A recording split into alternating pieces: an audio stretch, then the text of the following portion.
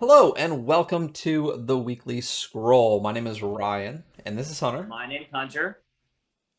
That's what I said. And we will be going over Lancer today on our tabletop podcast. For you out there listening, this is episode 4. So we're working through some bugs, getting a flow, figuring it out, but we will get there, and it will get better. Trust me. So how's it going, Hunter? Great, man. How are you? I'm tired, but so I'm about to go to bed, and you are getting up in the morning. I am. Um, yeah. So yeah, but what we almost always do every stream, because I spend too much money on Kickstarter, we are going to start this stream and or podcast if you're listening, with start the stream. I thought that was clever. Generally, we will go over projects that now Hunter and I have backed or look interesting or coming soon. But sometimes we get Kickstarter rewards in the mail. And this week, I got some. So let me actually kick back to the bigger window so you can see a little bit better. The first thing I got in the mail it's called Kennels of Carnage. It is a Merkborg zine, and I got not only the standard cover, but the nice alt, like, metal, like, death metal logo cover that I literally can't read. That's I've very looked at it. cool. It looks badass. What it Yeah, it's looks like awesome. to me, it looks like Evil Druid logo, though. You know what I mean? Like, it reminds me Yeah. of, like the dense forest. But I keep trying to read Kennels or Carnage or anything in the logo. I think death metal logos are cool, except that I can't fucking read them ever, like ever. So, um, but it's a really cool little adventure. It's basically I'm not even gonna give too much away. But it looks well done. It is definitely very Merkburgy. It's a little bit different than a lot of the other adventures. It definitely has its own style versus like a lot of the ones that are really trying to mimic the Merkborg kind of colors and things like that. It's primarily just a white book with these interesting graphics in the middle, so it took its own take on it. And in the alternate cover, you actually get a little bit of extra stuff. You get This Is New, only printed in the limited edition like alt cover. So that was a neat little thing. I always like to get the alt cover and a regular cover on Kickstarter cover on things because if we ever run something like this, I can keep this one and give this one away. That's my thought with getting extra stuff. And I'm a completionist that likes shit. So that's the first one. Another Merkborg adventure to go with my way too many Merkborg adventures. And then I got this, which I backed a while ago. It's called Kisarta. It is an evil setting, or at least a horror dark fantasy setting. And reading from the back, it says, "You are dead. For unknown reasons, you woke up in an alien, dark, and insane netherworld. What bothers me immediately? No Oxford comma. Be better, people. Um, Illuminated by a pale sun that gives its name to the infinite despair of such place, Kisarta. Among damned souls, mysterious items, creatures imbued with pure evil, and powerful beings capable of shaping reality, you will move through the 7 dominions of Kisarta in search of your role in the dark and twisted machinations of the great game, which rules every action and breath in these cursed places." Yeah, sounds badass. Book is great. It is for 5e. I've talked, anyone that's listened to this podcast all knows my current feelings about 5e. I love it. I'm disappointed in its current state. One thing I really like about projects like this, though, is when they look like 5e enough, but take their own take on it. You know what I mean? So you can tell this is for 5th edition, but it's not a carbon copy of the 5th edition book style. You know what I mean? Different fonts, different layout. It doesn't copy it like word for word and switches up and gives its own spin on the layout, which I really enjoy. So at some point, maybe we'll dig through this a little bit. It also comes with a giant poster, which I'm not gonna. It's cool. Like it's dark and neat. My only knock on it is it's bigger than the book. Um, Wow. as in like even folded like this, it's bigger. And I like my folded poster stuff to fit in the book. So it protects it when I'm not using it, but that's my only knock on it. So that is the most recent things I got in the mail. Kickstart the stream, actual physical rewards, which is fantastic. But today we're gonna start with a project that I chose not to back, and Hunter did back. So do you want to go into that a little bit? Yeah, absolutely. So this week I backed Duster by Andrew O on Kickstarter. It's kind of a Mad Max X-esque gas punk game. I am actually surprised Ryan's not into this because Ryan loves Dark Sun, but whatever. Yeah, I like Mad Max enough. I think running a game it would be very, very interesting. I was actually kind of pulled in by the amount of talents they have. Like it's a very I guess they have specialties, but they also have like a talent tree system. There's 40 different talents. Each talent has 4 levels, and like that's a lot of combinations, potential combinations for characters. And I was really interested in that. I very much like these modern dystopian or like future dystopian settings. Like I really enjoy that. I'm moving away from fantasy, so this really appealed to me. And I really liked the cover art too. Is very evocative of like this almost pseudo Western kind of like vibe, which I'm also like really into Westerns right now as well. So this kind of fell right into place for me. So yeah, I backed it. I think I did the $75 one. But yeah, super cool project. Definitely check it out. Definitely like a OSR type rule set. But yeah, it's really cool. I'm into it. I actually also backed one other one. What's up? So I love, you know me, I love a good dystopia. Don't get me wrong. But this bills itself as a post-apocalyptic gas punk role-playing game, which is very the new Mad Max is exactly what it struck me as immediately. Yeah. And I personally just don't like tech in my games. If I'm gonna have tech in my games, I want a tech setting. You know what I mean? Like if I'm gonna have any tech, Yeah. I want cyberpunk. You know what I mean? Like I want space fantasy. I don't like gas punk just doesn't intrigue me. The system sounds really cool. I think it'll be interesting to read through the system. So if and when you get at least a PDF of this, we can dig through it a little bit. But for me, gas punk is just I'm never gonna back something like that. What a really interesting game that we are going to be playing on stream that I think you'll get a kick out of is Casket Lands, which is a previous game that I backed, and we'll go over it the week that we're running it for the Adventure Archive, which we're going to do at the end of Movember. But it bills itself as a dystopian Dust Bowl post-apocalyptic western. So it's very Really? much. That actually sounds very interesting. It's really good. We ran it. Yeah, we ran it before, and it was really good. And I backed her second category. Her name is Marie Anger. I backed her second Kickstarter for a revised rule set and another adventure. So we'll run that. So it did give me a kind of a little bit of like that Western-ish vibe, and the art is, like you said, it's gorgeous. Yeah, I really like the art. Yeah. As soon as I saw the dirt bike sticking out of the sand, I was like, nah, and I passed on it pretty quickly. So, not for me.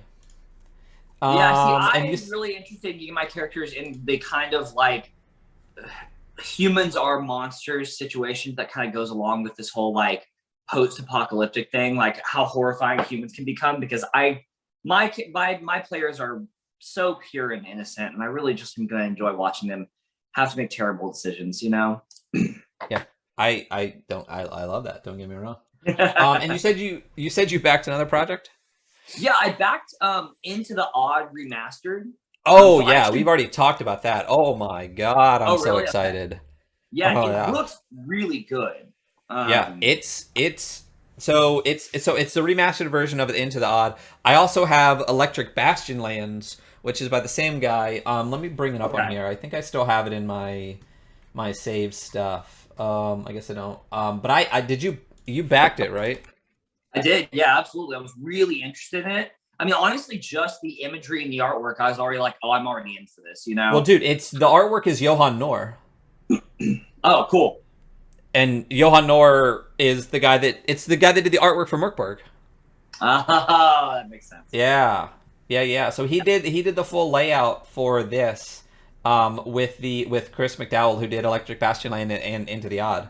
Um, so he didn't do a Oh, ton of like, I don't think the art so much as he did like the graphic design and layout, not the way that he yeah. did the art in the other one.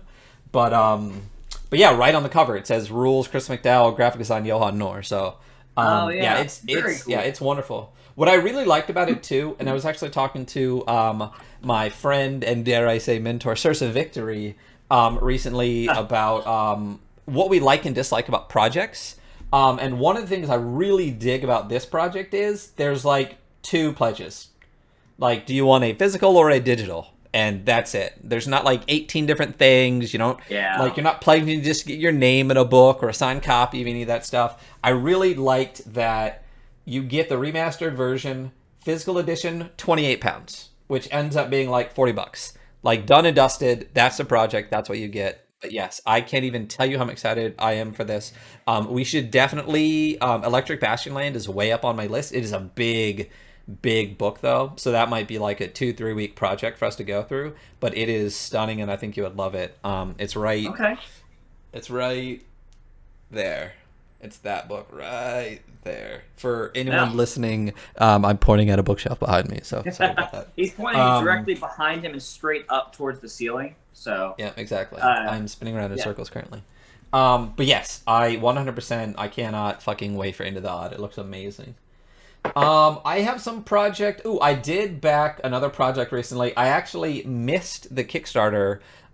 Reached out to the artist, asked if I could do a late pledge. There's a another game system that I found recently and started getting into called Tiny Dungeons. I'm still Okay. waiting to get the book for it. It looks really neat though. Rules light.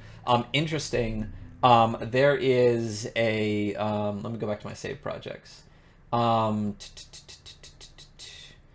it is called Tomb of Immolation.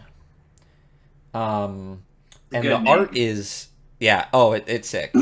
Tomb of Immolation for Tiny Dungeon is an exploration of an ancient prison tomb that has been partially filled with lava. So what's interesting about this, first of all, the art is amazing, but it comes with like 3 different covers for like the hardback. There's like a zine cover for the regular paperback, and then there's 3 alternate covers for the hardback. Of course, I got all of them. I'm about to say, did you get all three covers? I got all 4 technically with the zine. We can give one away, but the artist Billy Blue does what I'm looking at now. It is the cover. It's Wow. a flaming mummy. Yeah, Sursa. This it looks amazing. This here, Michael Harmon. The art here is amazing. Anyone listening, anyone watching, go check out Michael Harmon on Instagram. He is an amazing artist. He actually just like followed us on like all of our socials and dropped into our Discord, and I like checked him out. I was like, holy shit, this guy's art is fucking amazing. So he does one of the covers. Then there's a Billy Blue cover who does a regular zine and an exclusive cover, and then there is this cover that I'm pointing you to. It's just in pencil and ink right now. It is done by Nicholas Giacondino, who's apparently a fan favorite within the Tiny Dungeon system. It will be turning this into an actual ink and color cover. What's interesting Very about the cool. Billy Blue cover is that it's completely writing free. So it's like a virgin cover, like wraparound art, no writing on the outside at all, just the art. And I can't tell you how much I love like a virgin cover on a book. Like it's absolutely stunning. Um, so This yeah, is so I'll very get your aesthetic, though. Like oh my god, if you're listening, out there in podcast land, like Ryan's whole like sad boy goth thing, it's like totally. No, I'm just totally kidding, but it's like very like dark gothic, like very evocative. It's really cool imagery, man. It yeah, looks really awesome. yeah. I definitely so it's not goth sad boy. That's I literally know. like I'm just not at teasing you. all. It's like Well, I I don't know. don't The even know. satanic cross, the little satanic cross that it starts with is a little, Yeah, that's not goth sad emo boy or some bullshit. That's like death No, metal no, shit. I Like take every opportunity to tease you. So, wonderful. I'm so excited. But no, it looks badass. It looks awesome. And one of the stretch goals actually was apparently there's an original like 5e slash OSR adventure that this is based on for Tiny Dungeon. You could also get that as an add-on, the original adventure. So of course I did. So this looks really, really just badass and interesting. Like it said, it's a multi-level dungeon that's slowly filling with lava. It looks super badass. It looks super tough. The art is amazing. It's really, really. I'm excited for it. So I was very glad that I actually saw this a little while ago and just kind of scroll. As soon as I saw Tiny Dungeons, I was like, I don't know if I want to do a new system. Then I started looking at Tiny Dungeons, realized I missed this one, and then randomly the artist just hopped into our Discord and started following us on our socials. Very cool. Very, very excited. Yeah, super cool. And super nice guy. And again, check him out on Instagram. His art is badass. And not only that, if you do look at his Instagram, they are actually the company that this is for.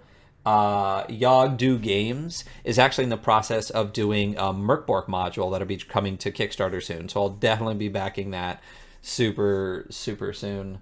I think he might even have on his Instagram. Let me see if I can pull something up real quick. He might even have like a little piece of art. Here it is. It's michael.harmon.art. So check him out. But this is the one that he's showing for Merkborg for those that can actually see it. That look at that. That's crazy. That is really cool. Yeah. So check him out. You'll see the art that he's got for the little dungeon crawler he's working on called Skin Job. It's a beautiful piece of a skeleton, a lot of bright oranges and yellows. It looked really, really sick. So yeah, so check that out. That was a fun one. I recently got to back in late, so yeah. And there are a couple that I have in my saved that one of them, Cersei, I think you'll find really interesting. A Profound Waste of Time is a magazine that it's yeah, That's it's a on fantastic name. yeah. They're in their second printing, and I actually had backed it and then was like, man, do I really need to spend this much money on a magazine? And then unbacked it, but it's a critically acclaimed video game culture magazine that pairs reflections and ideas of some of the best writers and developers in the industry with specially commissioned illustrations from leading image makers. Rather than focusing on news and reviews, A Perfect Waste of Time takes a more timeless approach, examining the influences, processes, and broader conversations behind the medium. So it's absolutely stunning illustrations mixed with conversations with some of the best and most well-known video game designers in the industry today. So if you look at A Profound Waste of Time 2 and look at the list of people that are in it, it's literally the Yacht Club Games that did Shovel Knight. It's Toby Fox who did Undertale. There's like a huge list, so I'm just doing part of it. Adam Hart that did Killer Instinct. Team Cherry that did Hollow Knight. Yeah. And then number 2. Wow, this is really cool. Yeah, it looks stunning.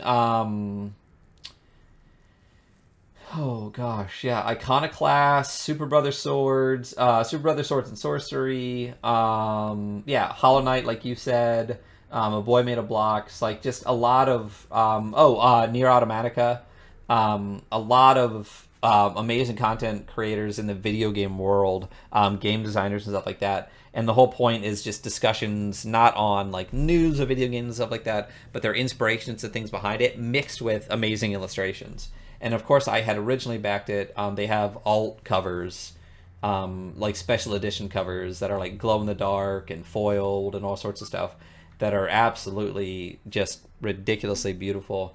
But I'm more into tabletop games and video games, and decided to not back this because my problem is if I back a project like this, I have to get both special edition covers. And then there's like a special edition foil bookmark. And then there's like a bunch of enamel pins. And the other problem is a couple issues that I currently have with Kickstarter and the world right now. The pound is worth more than the dollar right now somehow. Yeah. So 20 pounds is $28. So when you spend 100 pounds, you're spending like $160 or something like that. It's crazy. And with shipping right now, even if it takes 6 months for the project to come out, it's going to take forever for shipping. And a number of Kickstarters I've backed are literally like, we would love to send it to you, but it's just sitting in a warehouse in China, and shipping is 5 times more than it was when you guys all paid for shipping. So we don't know what to do right now. I don't like backing a lot of like overseas projects right now that are going to be printed and big projects because of that issue. But if you are into the video game world at all, I would definitely check out A Profound Waste of Time on Kickstarter. It looks amazing. This is one of the ones where, like, if I was rich, I would back in a heartbeat. But since I'm trying to peel back on how much money I spent on Kickstarter, I decided to not back. And hello, Jables. Good morning. I just And I don't know if I said. Did you back it? Yeah, Did you just do it's this? really cool. I think it's Did really you do the cool. regular covers or what? No, I did the alternate, and I did for issue number 2. Issue number 2 is the one I want. So Oh, okay. there we go. Yeah. Is there a PDF only tier? I don't think there is. I think it's all printed tiers, Ursa. It looks like the lowest tier is just for issue 1 or issue 2. They're 20 pounds each. But you can get a 40-pound, or the special editions are 40 pounds each, or you can get the standard edition double pack for 40 pounds. So the cost of one special edition is the same as the cost of 2 regular editions. But of course, I would want the special edition ones. So I would pretty much go straight to the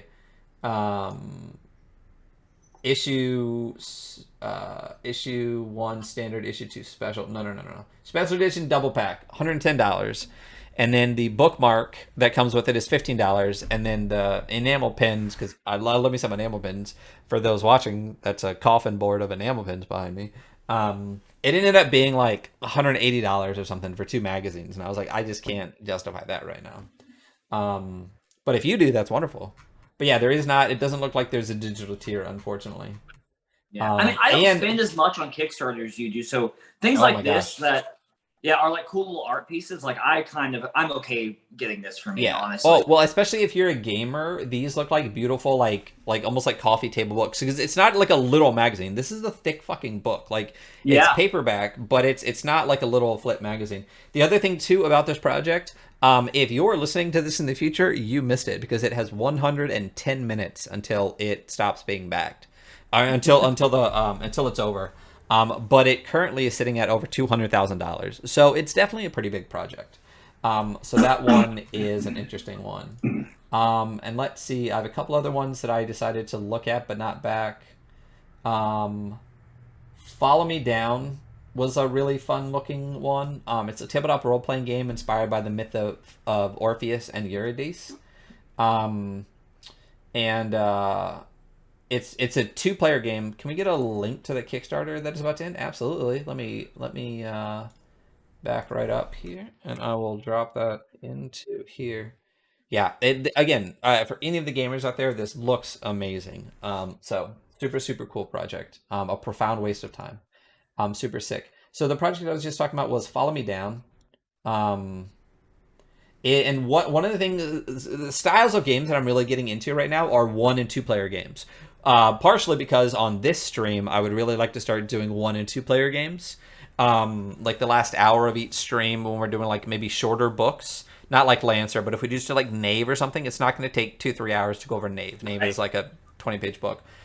We can start doing 2-player adventure, like, and just do it as we can. Or 1-person like journaling adventure, which is really cool, like The Wretched, from like Chris Bissett or Leave the Room or something like that. So this is the 2-player adventure, inspired by the legend of Orpheus and Eurydice and the mythology of the Greek underworld. Story of love, loss, and etc. etc. It looks really interesting. The art is, I mean, goodness gracious, it's beautiful. It's absolutely beautiful. The rule system is it's basically just a powered by the apocalypse system. But this isn't one of those projects. The issue that I had with this project immediately is I would want it in print. The PDF is $15, but the lowest price for the hardcover book is $50. Oh wow.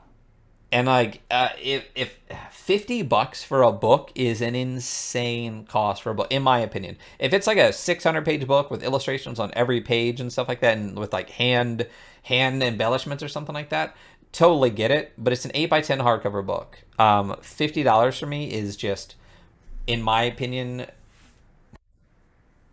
not what I'm going to spend on a book. Especially one that I think is really interesting, but not necessarily my style, I guess. Like a two-player adventure about love and stuff like that. Seems really cool, looks really nice, but not really my thing. Is it color interior? I can only imagine it's color interior. I can't imagine that they would do the art any differently. Not saying that it's not worth $50 at all. That's not what I'm saying by any stretch of the imagination. Creators are definitely should pay what they're worth in the content that they create. It's just, it's one of those things, like, it's not that it's overpriced, it's just I can't afford it. You know what I mean? Right now, that's just not what I'm going for.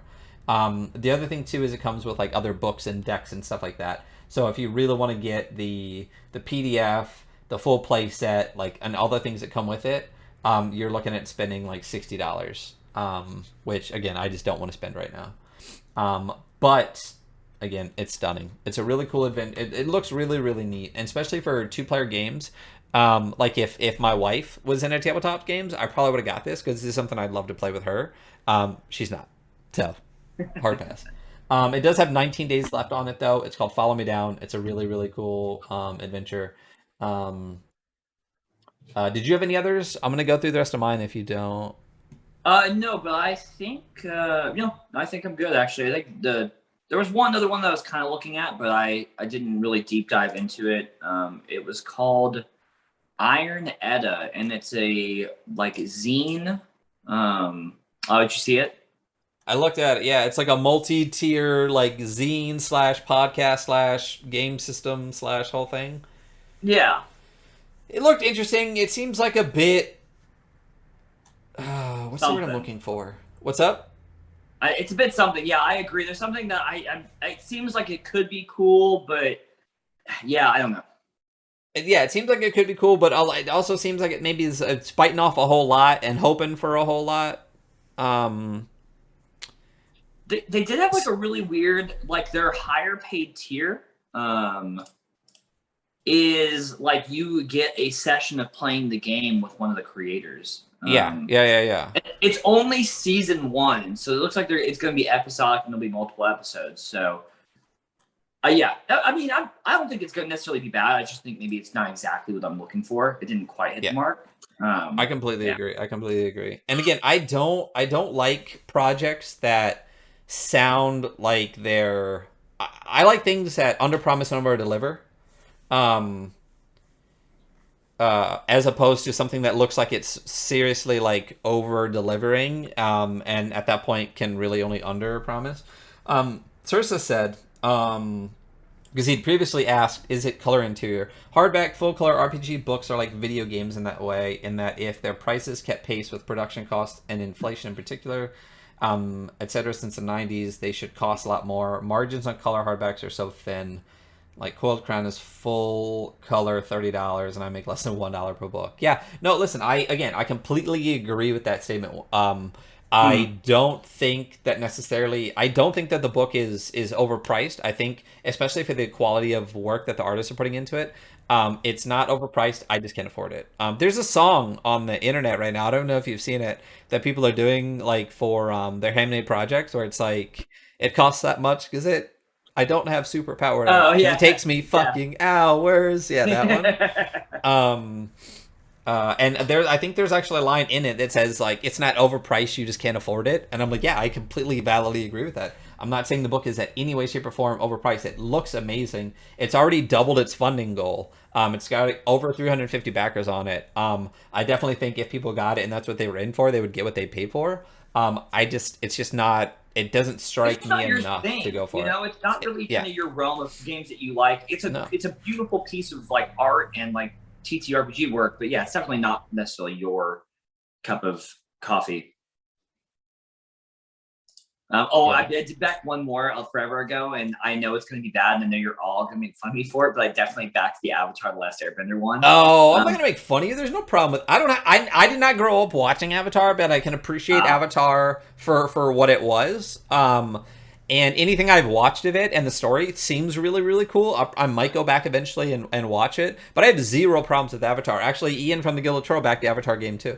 Avatar is badass. It's one of the better American cartoons probably in history.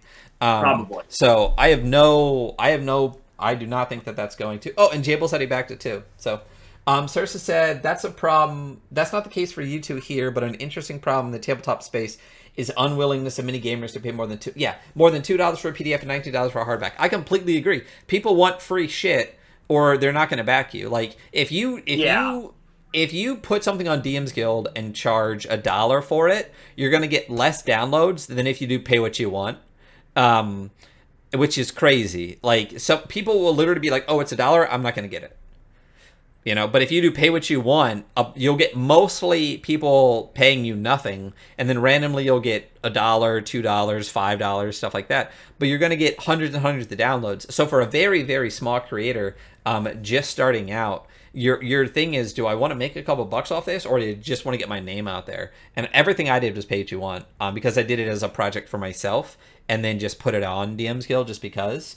But yeah, there's a massive, I think it's just a lot of content in general too. Like, I think there's a massive issue with the anime community as well, or the manga community, where it's like, I'm going to go, find all these websites that are going to give me a bunch of viruses so I can find my anime episodes, or I'm going to dig through some random ass websites trying to find the manga I like.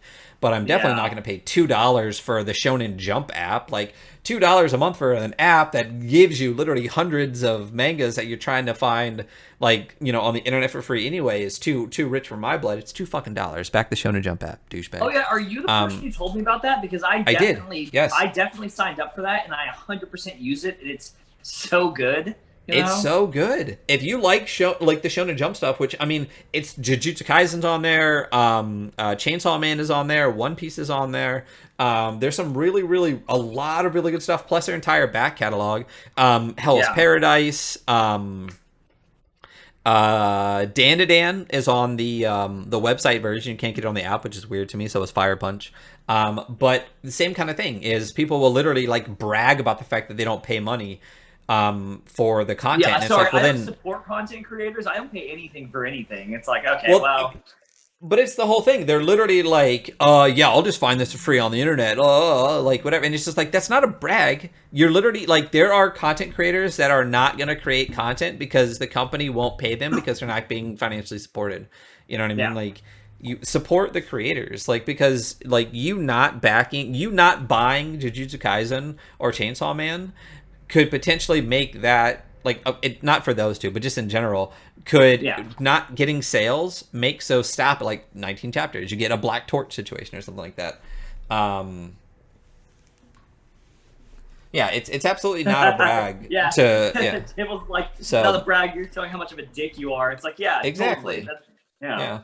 But as Sarsa said, it's the same issue in the gaming community too. Like, if you have to pay more than $2 for a PDF, then you're not going to pay for it. A lot of people won't, and it's just like, you get what you pay for. There's a ton of free content on DM's Guild, but guess what? Most of it sucks. Most of it sucks. I'm going to be honest. Most of what's on DM's Guild is not good, and that's why it's free. I'm not going to pay this content creator artist because I can just steal it. Yeah, exactly. Yeah. So anyway, little morning rant there. Anyway, it's a cool looking book. It's just not enough of my my genre to justify the cost for me. But if you are into that, that's great. And the last one I'll talk about, I guess two more real quick. One is upcoming, one is out right now. There's a thing called Arcane Scrollworks, which is amazing, by the way. It looks awesome. They're literally hand-done magic scrolls for tabletop games. I may or may not have got a couple of these. They're amazing. What I really love about this new batch, though, because it's Skeleton Key Games. which actually is a creator of Masticator Gate, which is what the current Merkborg campaign that we're doing on Thursdays. Um, but they're hand done scrolls, and what's really cool is there is a tier here, not just for D&D scrolls, because mostly it's for D&D scrolls. You can get like mage armor, firebolt, all that kind of stuff. The dark library is Merkborg compatible scrolls. So these Yeah. are actually scrolls based on spells from Merkborg, which look amazing. And again, they're really, really well done. They're like hand embellished. They're legit. Trust me, they're really amazing. And there's a ton on the Skeleton Key Games website already. They have like it's got to be like 20 or 30 of them already. So they are way past their goal. The goal was $9,000. They're at $21,000. 200 backers. There's 4 days to go on these projects. It looks super fucking dope. One of the things I'm choosing not to back a tier on this, because I know once the Kickstarter's over and all the rewards are done, they're probably going to have these on their website as well because they already have like the other batches that they've previously done. Then I can handpick the ones I want versus spending the money on potentially some that I'm not the biggest fan of. Except for all the Merkborg ones are awesome. If you back the Merkborg tier, you get, I think it's 5 sacred and 5 unclean scrolls. So you get 10 scrolls plus you get 10 scrolls for like $94, which is a good deal. I think they're like generally $12 on the website per scroll. Per scroll. So it's pretty badass. Definitely check them out. You got 4 days left on that. And then the last one I'm going to talk about real quick this morning, because it's already almost 8:30. Yeah. Is coming up soon is Book of Ebon Tides, because you know me. And again, I'm pointing for those people in podcast land behind me. This is all Kobold Press, all of that, and I have every special edition they've ever put out. The Book of Ebon Tides, is literally an entire kind of campaign-ish setting plus stuff for the Realm of Shadows that Kobold Press is putting out. And it looks badass. So once the Kickstarter actually drops, we'll dig a little bit more into it. I think I've been one of the first 20 backers on like the last like 4 projects. So my goal is to get number 1. Last time I was 18. We'll see, but we'll talk about that later. But yeah, so that is Kickstart the Stream or podcast for those listening. But today we're going to talk about the Lancer RPG. In the next 2.5 hours, maybe we'll be able to get through the whole book if we cruise. But let's see if we can. So let's get into it. Let me actually switch over to this. Let's go home on here and hit that. Scroll that up a little bit. So this is Lancer. So one of the things we're going to do on the weekly scroll is I think Hunter is going to be a normal host with me, my co-host for the most part. Occasionally, if he can't make it, we'll have some other co-hosts come in. And if we have guests and stuff like that, we'll decide whether, both of us are going to talk to the guest or just me or even just him. We'll decide. But for the most part, when we're picking RPGs, I think our plan is to kind of go back and forth. Because we have very similar tastes in RPGs with a little bit of differences on the edges. Lancer is one of those things that like is interesting to me. Oh, let me get this chat box out of here. That is interesting to me. But I wouldn't necessarily like back and run, but I would play if someone else ran it, if that makes sense. More Hunter or less Ryan? Probably a little bit of both. Good morning, Rongo. Also, see you, Sursa. Sursa's heading out early. Yeah, so for those who don't know Sursa, how fucking dare you? Check out sursavictory.com. Sursa Victory is an amazing content creator, my favorite content creator. And he's done a lot of stuff. He has multiple adventures published by Kobold Press.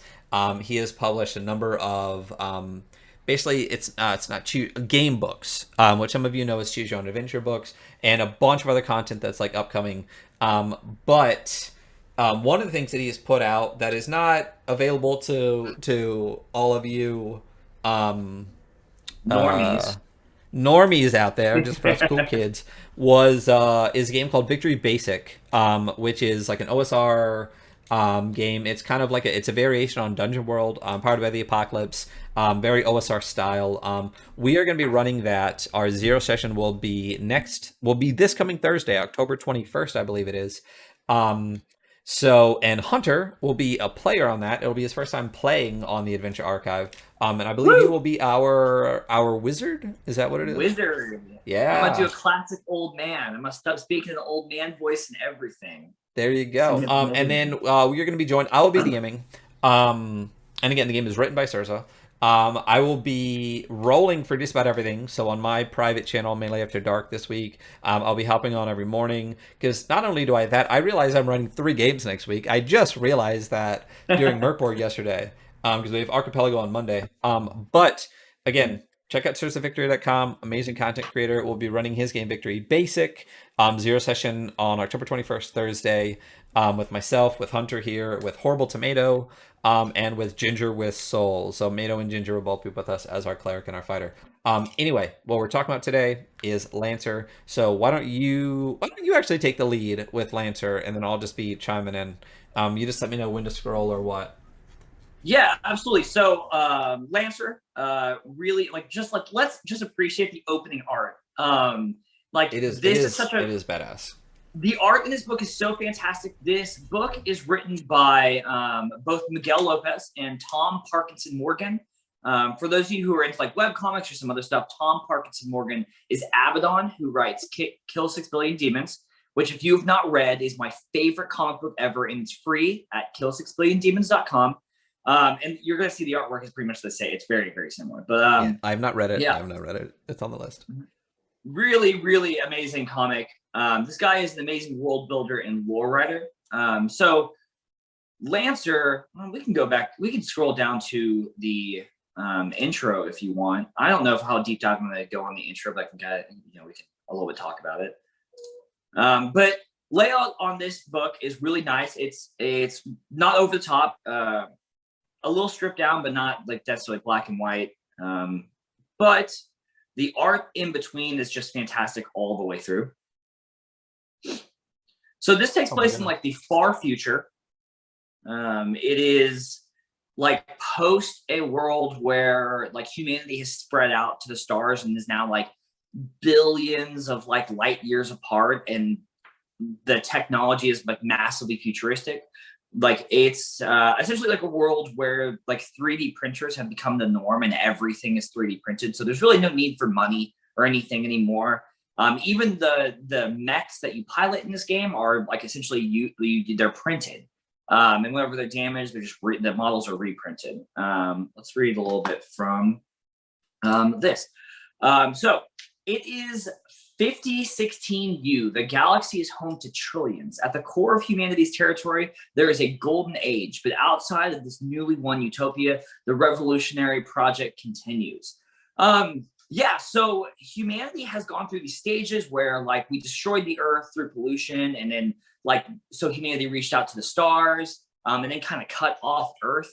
And then as like these ships are traveling out, like Earth, after thousands of years, these ships traveling, it's crazy how they use time, how Tom Morganson and Miguel Lopez use time in this. Because if you were familiar with like relativistic speed and travel, like basically the idea is that like the closer you travel towards the speed of light, the slower time moves for you, while time moves regular for everyone outside.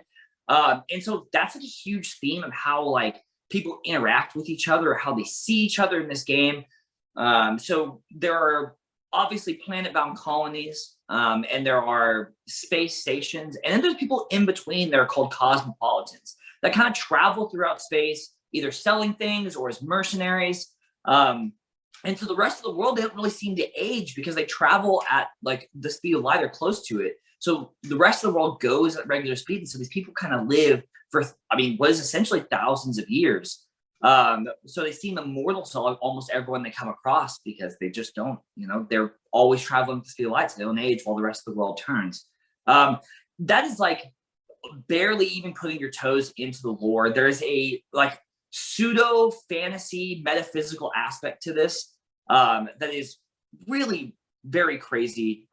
There is an amazing YouTuber called 11 Dragon Kid who does a deep dive on the lore. He has a whole series on it. It's like 20 something videos now. I really, really, really highly recommend you check it out. It's very enjoyable to listen to. Ryan, what are you reading along as you go? Yeah, I'm trying. Yeah. I mean, it sounds like it's kind of like a quasi-standard-ish trope, with a bunch of cooler stuff wrapped around it. The kind of like, Yes. there's a core, and then there's a bunch of stuff outside the core that's kind of like the danger zone, kind of like the, rebellions, insurrections, piracy is war, interplanetary conflict. Is that kind of the general, like there's a Yeah, so like the theme is kind of like when humans are like millions of light years apart and they have a semi-centralized government. How do you govern people that are so far away? Like you can't. Like the effect is that you can't.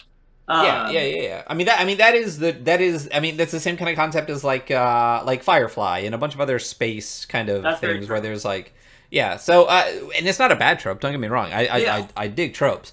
But it sounds like there's a lot of really cool stuff added into it, or what you're talking about with like the time, the travel, and everything like that. So Yeah, and even the culture they've built up of this, like, a lot of these like organizations are decentralized because they're so far apart. There is no central structure, and like a lot of the way that they describe war on like this long-term, long-range basis is like really interesting. One of my favorite things actually in the lore is that at a certain point, they're like war, like the core, like the Union, which is the government, is like warring with one of their colonies, and the second commission, which is like the second governmental body of the three governmental bodies that exist in this timeline, decides they're very militaristic. So they decide that they're going to really teach this colony a lesson. So they fire off with like essentially a massive shrapnel railgun into space at this colony. But the thing is, it's traveling through space, so it's literally going to take like 1,000 years to hit this colony.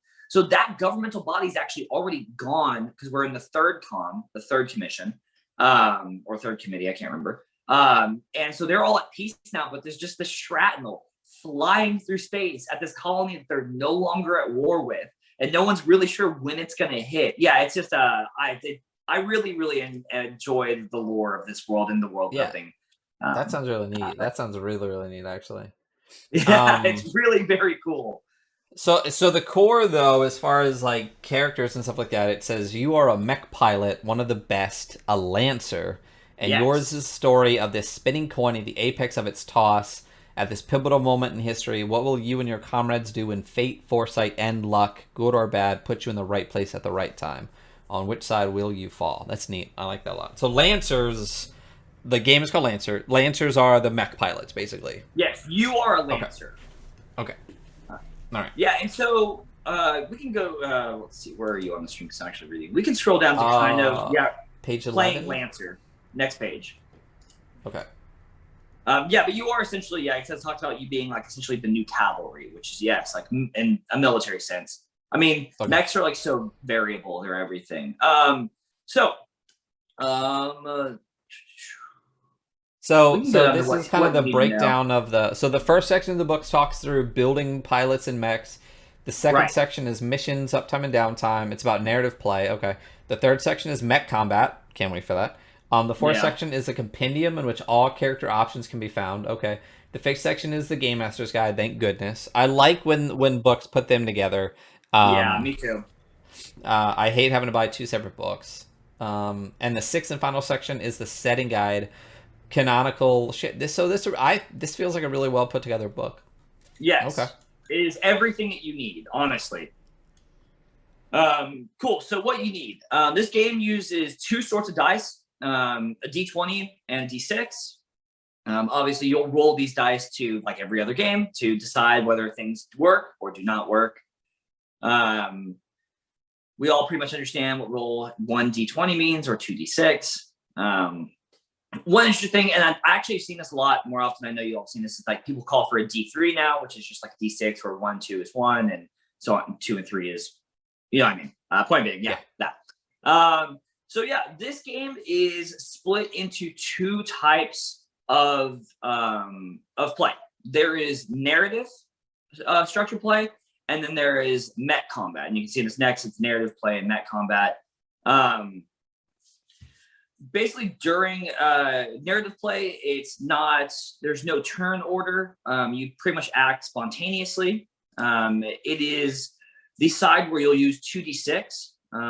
You'll have almost a character sheet for your pilot, and your pilot will have things that they're good at. And if we go down to skills, checks, and attacks, I'm kind of just scrolling through. We need to read every single word unless you'd like to. No, so wait, so with narrative play and mech combat, are they two different aspects of the same game, or would you play two separate games? So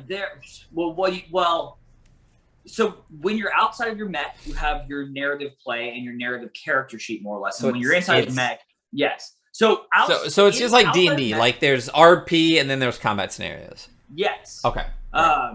Yeah. So, and you can actually, from my understanding, you can actually do combat on a smaller scale outside of the mech. Like you do have personal weapons, they just don't do very much damage. But yeah, for let's go down to, I don't know if you're already there, but skills, checks, and attacks. Attacks and saves.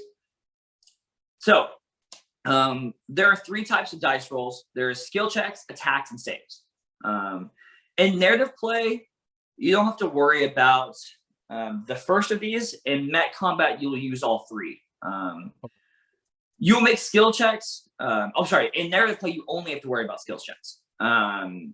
You make skill checks when your character is in a challenging situation. Anytime that you would make a skill check, obviously. They have a list of skills that you can specialize your character in. It's not a finite list. And they give you the option of creating your own things that you'd like your character to just be good at. Outside of combat, so when you're in narrative play, you'll roll 2d6, very powered by the apocalypse. And then inside of your mech is a d20 system. Gotcha. Well, but the skill checks are 1d22 with just like a 10 as a flat DC for everything, right? Oh yeah. So skill checks, when your character's in challenging situation, you roll 1d20, add your bonuses, 10 plus you succeed, 9 or less you fail. I really like that. Sorry, I actually just read through his other book, Icon, which is the exact same game, only fantasy, and I just realized that I'm thinking of the Icon dice modalities and not this one. So I apologize for that. Gotcha. But yes, rolling the d20. I love when games are just like 10 plus. I think Robert Schwab does that in what's it called? Something of the Demon Lords. Of the Demon Lord. Oh my gosh, how am I completely blanking on it's another one that I really actually want to go through.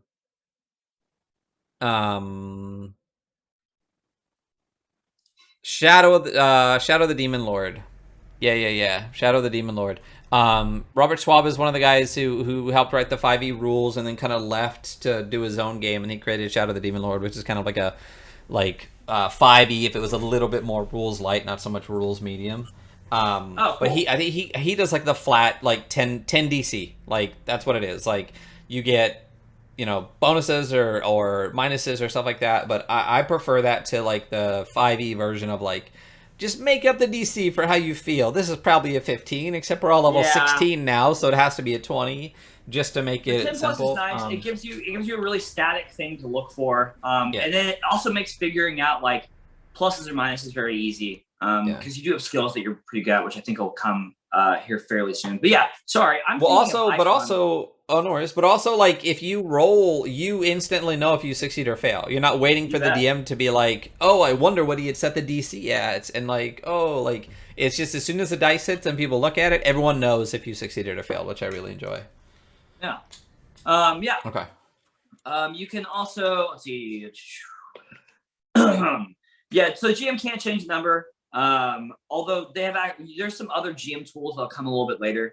You can declare declare the skill either like challenging or decide if the action is going to be difficult or risky, which is kind of like an outcome based thing. We'll go over there in a little bit. Mech attacks are also a d20. The target number isn't always 10, though you'll have stats just like in combat in kind of 5e. They'll have a skill that or a defense that you're trying to attack versus like a DC or AC. Some attacks are always result in a critical hit if you roll a 20. So very much the norm for a d20 system. Although there are different types of attacks, including range, melee, and tech attacks, they all use the same basic rules. Lastly, saves are rolls made to avoid or resist negative effects, like saves anywhere. You might roll a save to prevent your mech being hacked, or to avoid being hit by an explosive or something like that. My animals are playing. Same thing. It's going to be a d20. But once again, the target number is not always going to be 10. It's going to be situation dependent.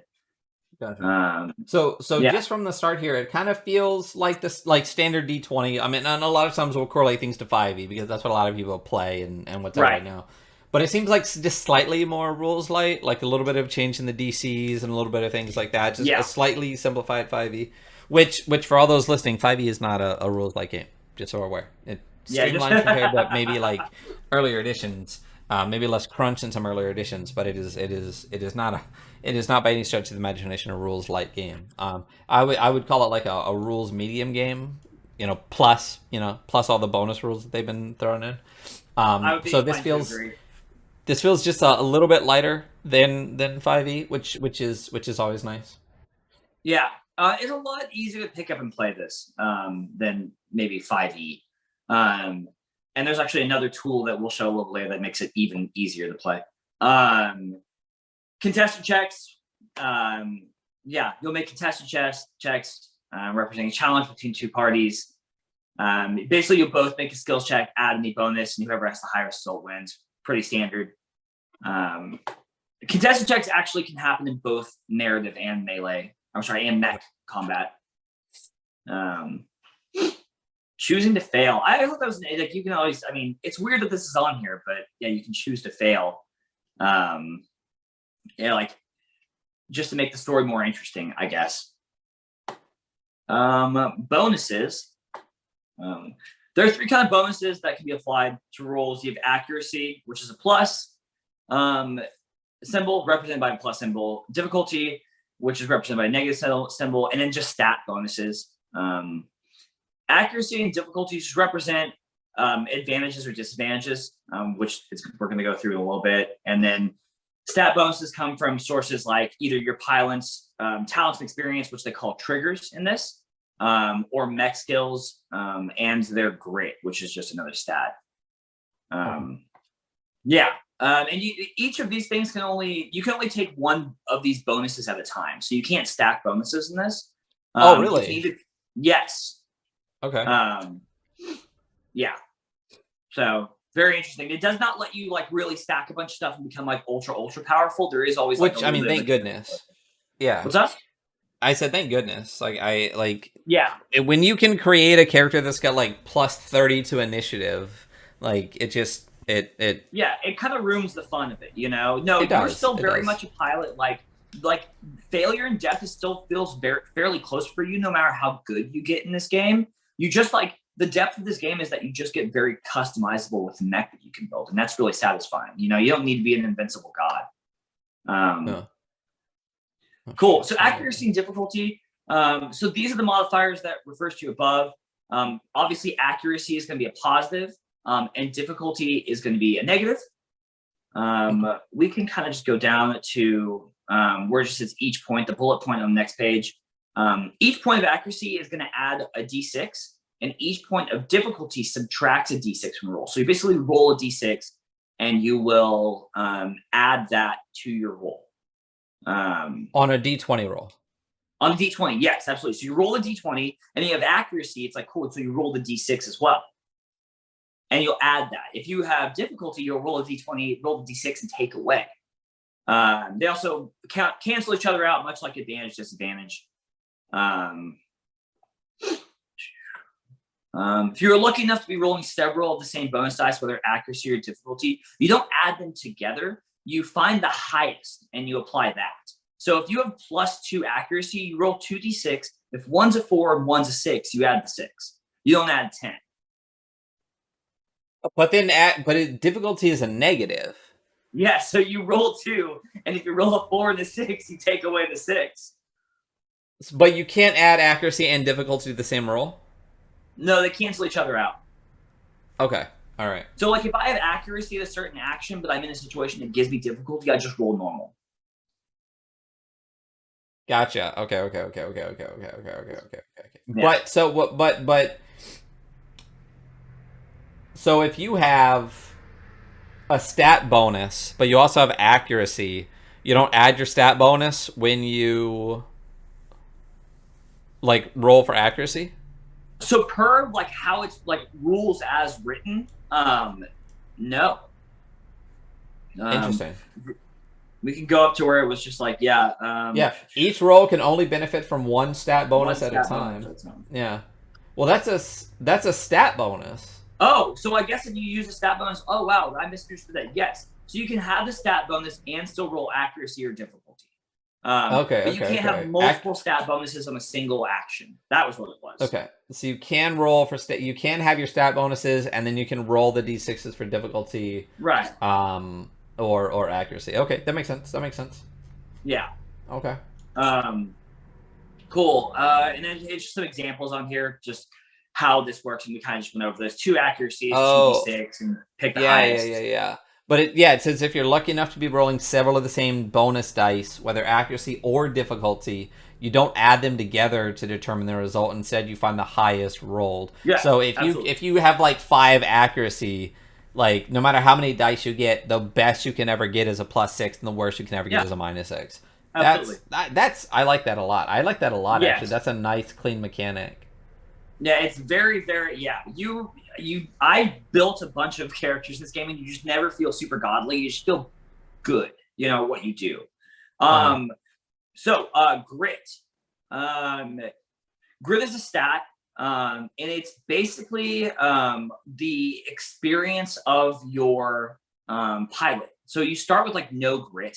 So it says here, grit is half of your character's license level, which is essentially your level, right? Rounded up. It's just like a bonus that improves attacks and saves for your pilot and your mech. So it's actually a pilot stat that works for both pilot and mech. Okay. So the stat goes up as you earn more license levels. And it's just like a representation of how good your pilot is at being a pilot, essentially. Okay. All right. Cool. Missions, downtime, and scenes. Actually, hey, you want to read this one? Yeah, I can do this. No, I mean, that's fine. Missions, downtime, and scenes. Ongoing games of Lancer are usually divided into missions, each of which might encompass one play session or several separated by periods of downtime. Okay. So the general point, the general like story of the game is you're being sent in your mech on missions what this is. Okay. Missions have specific goals and objectives that can be completed, like destroying a building, breaking into a secure facility, evacuating civilians, uncovering conspiracy. A lot of like standard mech stuff. And then you get downtime, which is narrative space in between. So yeah, it seems very. I can't imagine any other way that you would play a mech RPG besides, hey, we're in the mech. Hey, we're not in the mech. Yeah. Yeah. Yeah. So it's very much a mech game. It works exactly how a mech game would work. Yeah. During downtime, you can progress plots, projects, or personal stories, moving the clock forward as much as you want, days, months, or even years in between your missions. That's interesting. I like that. It really gives you a lot of variety, like a lot of time to time's not the word I'm looking for. Is it variety? Is that what I'm thinking? Narrative space. Yeah, narrative space is good. Yeah. Because you could have like 6 months of downtime between missions and allow You people to could. like really like change. Which I mean, you could theoretically do the same thing in D&D, but the game isn't necessarily like by default. You know what I mean? Yeah. And also, if you're Um, traveling through space at light speed, first, like, and you would be traveling for like 6 months or so. So it would make a lot of sense for it's like, yeah, here's what did you guys do? You had a massive ship with all this stuff for 6 months. Like, what did you guys do? And it gives you a bunch of downtime activities further on in the oh, book, that's really cool. actually. That's really So, cool. yes. Uh, Um, in both missions and downs, play is divided into scenes. A scene is a period of continuous dialogue or action or activity that has a discrete starting and stopping point. This is called a scene because it's helpful to think about it in cinematic terms. Okay. Um, when the focus cuts away from the current scene or the current action naturally ends, that's when the scene should end too. So basically, like you set up the scenario, and then when it feels like you've played that scenario out, you just say, "All right, scene cut." I like the yeah, scene pretty much. scenario. There's a lot of games that have the kind of like scene setup. We're gonna be doing a game kind of like that on Monday. We're doing Archipelago, which is it's an entire game of just narrative play. There's not like a combat scenario to it, Very and you cool. break everything down into scenes where it's like I feel like this is a little different. But if it's your character in Archipelago, it's kind of like a microscope where it's like, okay, here there's an NPC. I want you to play that one. Here's an NPC. I want you to play this one. Here are your motivations. Let's see what happened, kind of thing. This feels not quite like that, but I like the way that they kind of break it into the scene kind of thing. Fuck, why do I Yeah, keep there's a good storytelling aspect to this, and yeah, I like that mechanic. I also like I understand it's kind of how all games work, but to have it kind of explicitly laid out, so that it's kind of in your mind of how to build it, I really liked. So Yeah, it looks neat. Um. we got this really cool piece of art on this next Oh, page. yeah. It looks like it's a mech that looks like it's covered in like how would you even describe this? Like Inuit, like yeah, I was gonna like say Inuit was the word I was. I don't want to say Eskimo, but it's like they're Inuits. The mech has like a spear gun with like a backpack, and it's got some beast that they killed, a giant beast that they killed, dripping blue blood, and also like firewood. So it seems like mechs have literally become like is the vibe I get from this is that mechs are not just for like the core military. It's not like a military no, that has like a F-35 or whatever if that's a plane. right. They're like general use kind of across different cultures and civilizations. Yeah, so basically, like, yeah, so mechs can be printed as long as you have the license for the mech, which is like what you're leveling is. So yeah, anyone can. It's pretty much revolutionized how people do any like on the ground work or labor or in space. You are just a lancer, which is you are like a top tier pilot, and you have access to these higher end licenses that give you higher end mechs. Um, but Interesting. yeah, Okay. it's pretty cool. So you got some Building girl pilots and fixing up the mechs. mech. Another cool piece of art. Yeah, the art's really fantastic in this. Yeah, it looks like there's a couple different styles too, which is really neat. Yeah, because I License think levels. What's up? yeah. Yeah, so license levels. So unlike yeah, it says right here. Unlike other role-playing games in Lancer, you don't need to track currency. You access your access to mechs, gear, upgrades, talents, and other character options are instead restricted by licenses. Licenses represent access to valuable information, resources, all that kind of stuff. They're like tightly controlled by major powers in Lancer. And they pretty much allow, so if you have a license to a certain company, you have unlimited access to whatever gear that company prints.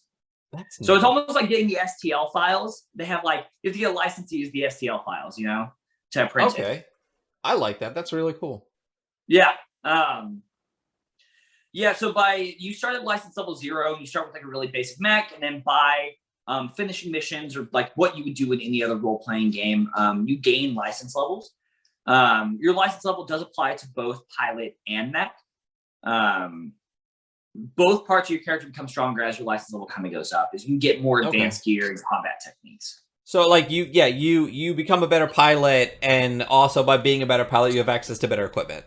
Right, absolutely. Okay. Um, Okay. yeah, you are a higher end pilot. You're more recognized, and you have the kind of, I guess, social or professional currency to obtain these license levels. That's cool. Okay. Um, yeah, so leveling up allows your pilot to improve their triggers, which are the things that they're good at, essentially. Um, Mech skills, which are once again the things they're good at in a mech, and their grit, which naturally just goes up as your license level increase. It also allows you, when you level up, to choose talents to further customize your play. There's a lot of levels of customization when you're building your mech and your character. Um, they're really cool. Yeah, new pilot always starts at levels at LL0, license level 0, because you suck and you're a rookie. And you go to, ideally it says you go up to license level 1 after your first mission. Yeah, so I kind Okay. of like am interested in what pacing looks like after on long term. I'm trying to right now in Texas put together a group that's a like a low level commitment group, since I can't get anyone to commit to playing very much out here, where they can just Well, be that's a yeah, they can typical be a screams across the mercenary unit board. that does Yeah. missions, and people come and go as they please, Because if Oh, they're a mercenary group, who cares who comes? so it's kind of like a Um, West Marches style Lancer game. yes, Okay. absolutely.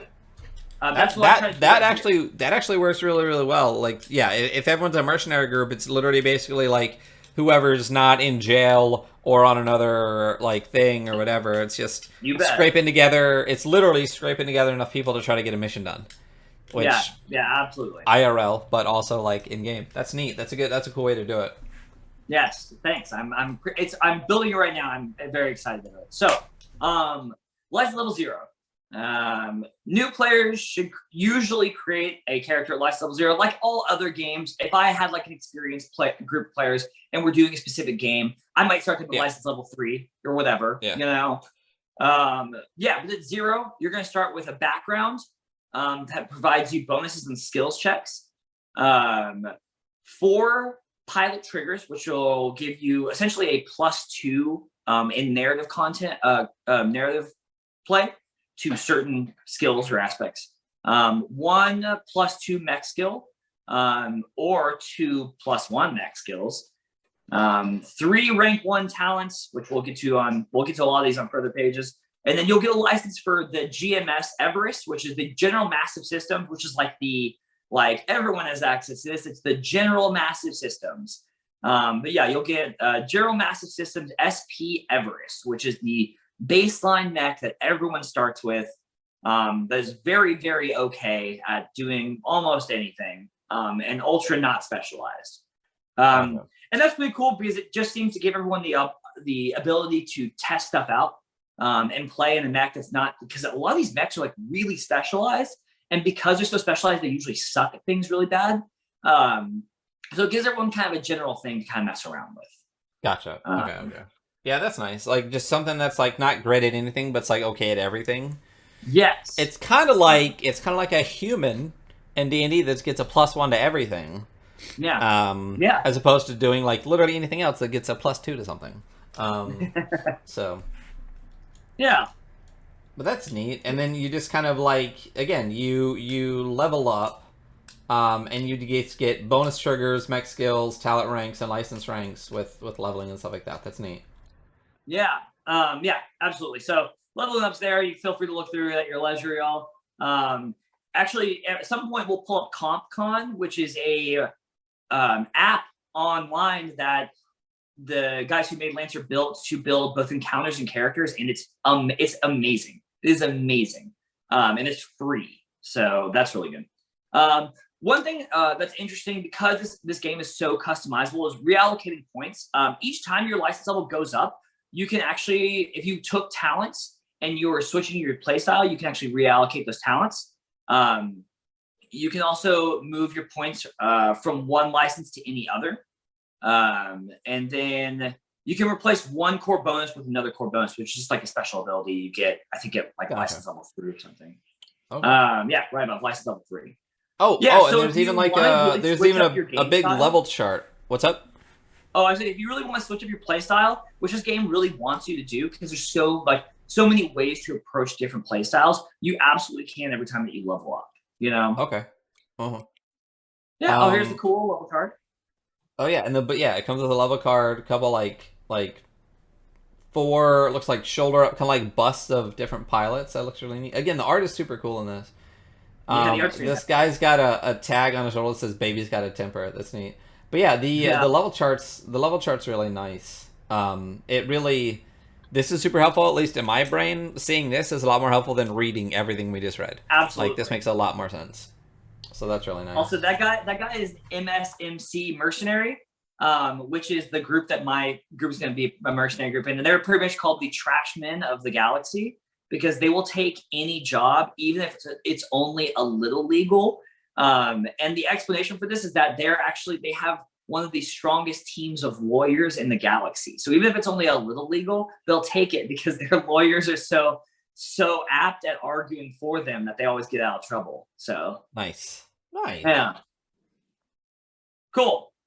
So well, why don't we just take a couple of minute break real quick before we get into the pilot section?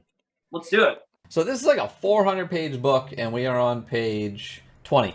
So we have a lot to get through. I don't know if we'll finish today, but we are going to keep plowing through. So cool. Pilot. Yeah. So your pilot is the meat wagon that is inside of your machine that you're piloting, right? Good times. So pilot's really easy to generate, and there's not a lot to it. You pretty much choose a background and then 4 triggers. And then you can pick some gear as well to give you a couple of small bonuses on certain things outside of combat. So your background is exactly what it sounds like. It just kind of describes what your pilot was doing before they were a pilot for mech. It doesn't necessarily do anything for like your combat role, which there are fairly distinct combat roles in this game. But it kind of explains who you are and like what you're good at. When creating a character, you can choose from the background list above. You can choose one randomly, or you can make one up. Let's pick one real quick. What's up? Nope, that's a 9. Nice. NHP We have specialist. an NHP specialist. What is an NHP specialist? NHP is a non-human person. Oh it shit! Is essentially Okay. They're. I'm gonna dump some lore on y'all real quick. So, NHPs are extra-dimensional entities, like non-Euclidean, non-terrestrial entities from a different dimension that have essentially been caught and chained to a system to be essentially like a high-functioning AI. They are then cloned and replicated. So if you're of an NHP of like, you might be NHP X01, and it's like they might have X0100 or whatever. Essentially, it's a being that's not human that is able to calculate at a way higher than computation or like human level, that has been chained, looked at the universe through a human perspective. And there's a lot of like negative stuff that goes on with that. And there's a couple groups in the galaxy that's like, well, we're kind of enslaving a living creature. And also these NHPs can go unchained, which they no longer like are able to look at the universe through a human perspective. And they kind of don't think very much of humans in general, and they might go crazy and kill everybody. But really interesting stuff. As one would. Yeah. Oh, that's neat. Cool. Yes, very cool stuff. Yeah, so outside of combat, you can invoke your background. Oh yeah, invoking background. So outside of combat, you can, you or actually the game master can invoke your pilot's background if it's relevant. You can receive, what is going on? Did y'all hear that? Never mind, ignore that. You can receive 1 accuracy or 1 difficulty on any skill check. If the background is relevant. A good example I guess to have here is if you're a colonist, you might get 1 accuracy when negotiating with other colonists, navigating the wilderness or farming. A character born in space, though, might actually get like 1 difficulty on doing the same actions. Makes sense. So invoking your background can be good or bad. Okay.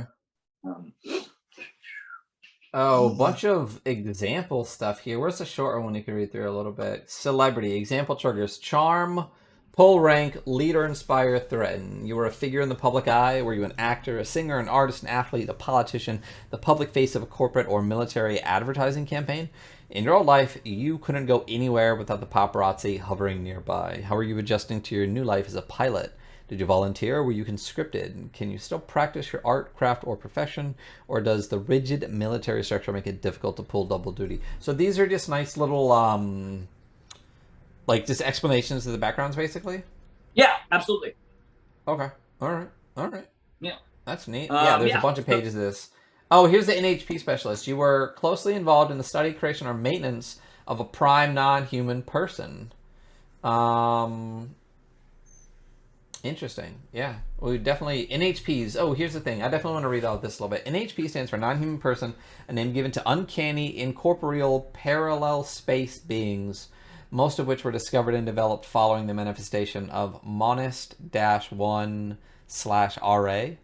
Though some have been created since then. NHPs fill the role once occupied by machine mind AIs. Okay, under supervision, they manage whole cities and systems, work alongside scientists and engineers, and act as companions, co-pilots for mech pilots and starship captains. They are black box, paracausal entities. Their promulgation tightly controlled and monitored by Union, but their use is widespread. NHPs are increasingly regarded as fundamental infrastructure for any successful civic, scientific, or military endeavor. So they're literally a being that is basically incomprehensible, forced yes. into our perspective. Yes. Wow. Tell me Humans that are shit is terrible not because tight. And humans are terrible because we would totally fucking do that. we would totally do this. It kind of gives me in a weird way, like more like spectral way. It kind of gives me a Psychopaths vibe where they keep the Okay. brains of like, you know what I mean? Does that make sense? Am Yeah. I completely off base with that? Like, No, I don't think so. I get it. oh, the vibe, not exactly. But then yeah, Yeah, pages and actually, pages. so go up back up to NHP specialist right above it, and just read the italicized section because I think it gives another good perspective on how humans interact with NHPs. Which one are we looking at? NHP specialist, just right above that, the italicized Oh yeah, section. you were closely involved in the study, creation, or maintenance of a prime non-human person. Non-human persons or NHPs are complex artificial intelligences. As a prime NHP, the one you were associated with was even more complex than most. Okay. Did you interact with that entity like a scientist or engineer, or more like a priest or shaman? Do you have a personal connection to them after all this time? How do clones of the NHP perceive you? And now that you're a pilot, how do you feel about non-human intelligence? Huh. That's a lot to play with. Yes, that's a ton. Like especially the priest and the shaman one. Like there's lore stories about an NHP being shipped to a world and that world kind of being cut off from Union and then them going back like 1,000 years later, and the people are worshiping this NHP as a god, and this NHP has gone off the rails from its regular like enslavement essentially, and also thinks of itself as a god. That's badass. Yeah, it's really cool. So That's really cool. I like that a lot. now, yeah, so obviously a lot more of these like backgrounds that we can suggest or we can go over. They're all very interesting. In the trigger section, it's got this. These moments are your pilot's triggers. Short phrases that describe key decisions and actions, like apply fist to faces, or get somewhere fast. Nice. Okay.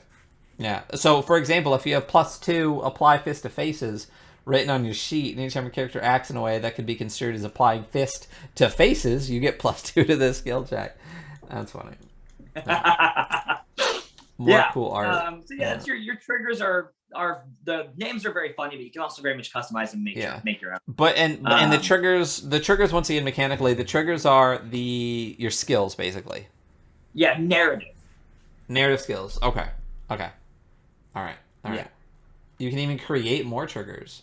With GM approval, you can write your own triggers. Kill in cold blood, insult someone. That's fun. That's fun. Yeah. I like that it's not just like a 5e set of like this is all you get. You like if you can justify the action. Yeah. Yeah, if you have a character concept in mind and you want to be good at a certain thing, you can absolutely be like, yeah, this character is really good at cooking a big meal or something like that, you know?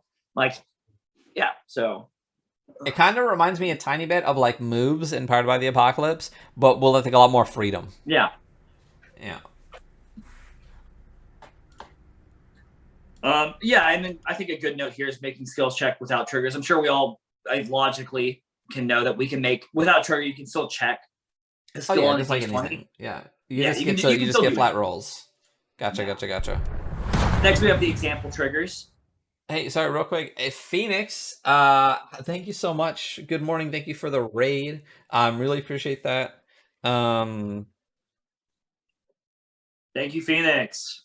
yeah, for those that don't know, Phoenix is a great D&D streamer, good friend of the Adventure Archive. Really appreciate it. Thank you so much. For those that are just coming in, this is the Weekly Scroll. It is our Saturday tabletop RPG podcast where we go a little bit deeper than just reviewing a podcast. We'll actually go deep into the entire game and really get a good sense of how the game is played, create characters, do all of that, and kind of really dig into a pass through of the games is one of the segments we do on stream. So today we are going over the Lancer RPG, which is a mech based RPG, and we are just working our way in and through that right now. Currently talking about basically what is considered skill checks in the system. So once again, thank you so much, Phoenix. Thank you for the raid. Thank you all for being here. We really appreciate Yeah, it. thanks for coming, y'all. Cool. Okay. So we probably don't need to go through the example triggers, just some lists and stuff. So I still apply fist to faces is my favorite. I assume that's That's a basically just really like, good one. yeah, unarmed combat, assault, blow something up, charm, get somewhere quick, show off, pull rank, a lot of fun stuff. And then, as it said previously, you can come up with your own if your GM approves it. So that's really really neat. I like that. I like that mechanic. Oh, spot, stay cool. Yeah, see, some of these really remind me of moves from Powered by the Powered Apocalypse a by little the bit. Like the Apocalypse. stay Yeah. cool one, yeah, reminds me a little bit of that. Word on the street, again, more really cool art. Does the guy who writes this do the art for this too? Yeah, actually, he does. Okay. Yeah. So, yeah, Tom Parkinson-Morgan, amazing artist. Once again, check out Kill 6 Billion Demons. It's free online. It's an amazing comic. But yeah, he made this, and this is a great book. Cool. Let's go on the pilots in combat. Yeah. Um, So we're actually like making a pilot at this point. yeah, we are going through it. Yeah. Okay. You will mostly play as your pilot in narrative play outside of their mech, Okay. but there are times that you will need to know how your pilot functions in mech combat. You might need to bail out your mech during a fight, or like if there's a scenario where you need to get out and retrieve something in the middle of combat, like some sort of mission like that might be a thing that you need to do. So your pilot has hit points that you'll have to track just in case they get injured. Cool. Although pilots operate on a different scale to mechs, they have some of the same stats, being size, HP, evasion, E defense, and speed. Size is essentially how much space you take up on the battlefield. HP is your health. Evasion is how hard it is to hit you. E defense is how hard it is to hit your character with electronic systems. Okay. And then speed is how many spaces they can move within a given round. Okay. So similar stats to pretty much everything, just a little bit different vernacular for a lot Yes. of it. Okay. Yeah, absolutely. So HP might also change if they're wearing armor. Oh, interesting. We'll have to talk about that mechanic when we get to it. Armor changes HP. Okay. Yes. You Okay. do have personalized armor, actually. So Interesting. Okay. yeah.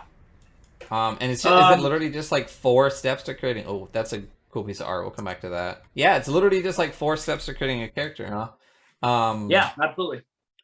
Choose background, choose your triggers, write down your pilot's combat stats, and choose your gear, and that's it. Huh. Do you now in the app? We'll get into the app a little bit. Is it just Mac, or do you get pilots in that too? Oh no, it's everything. It is. Let's pilot. You can gear up. Let's pull it up right now. Actually, let's pull that up real quick. Where? What is the website again? it is CompCon.app, and then I actually am going to drop it in chat if anyone in chat wants to look at it. GM mode overhaul. Greetings, pilots. The latest updates includes stuff. Okay, dismiss. Okay, so first of all, just the layout of this looks really, really cool. It looks like you just like logged into a system, which is really, Yeah, really neat. and you can actually Um, literally log in the bottom left. You can create a profile and log into it, store your data. oh, that's Um, cool. yeah, and that way you can just keep coming back to it. You don't have to worry about like leaving this up. Also, all of the secondary materials come out for this modules and stuff has its own data that you can drop in to CompCon to get like under Content Manager to get access to all of the new tools, skills, and mechs that come out. So Oh, for that's free, awesome. you get the baseline where you can do all of everything that's in the regular book. If you don't own the book necessarily, and then anything past that, you'll need I think it's an LCP file or LPC file. Yeah.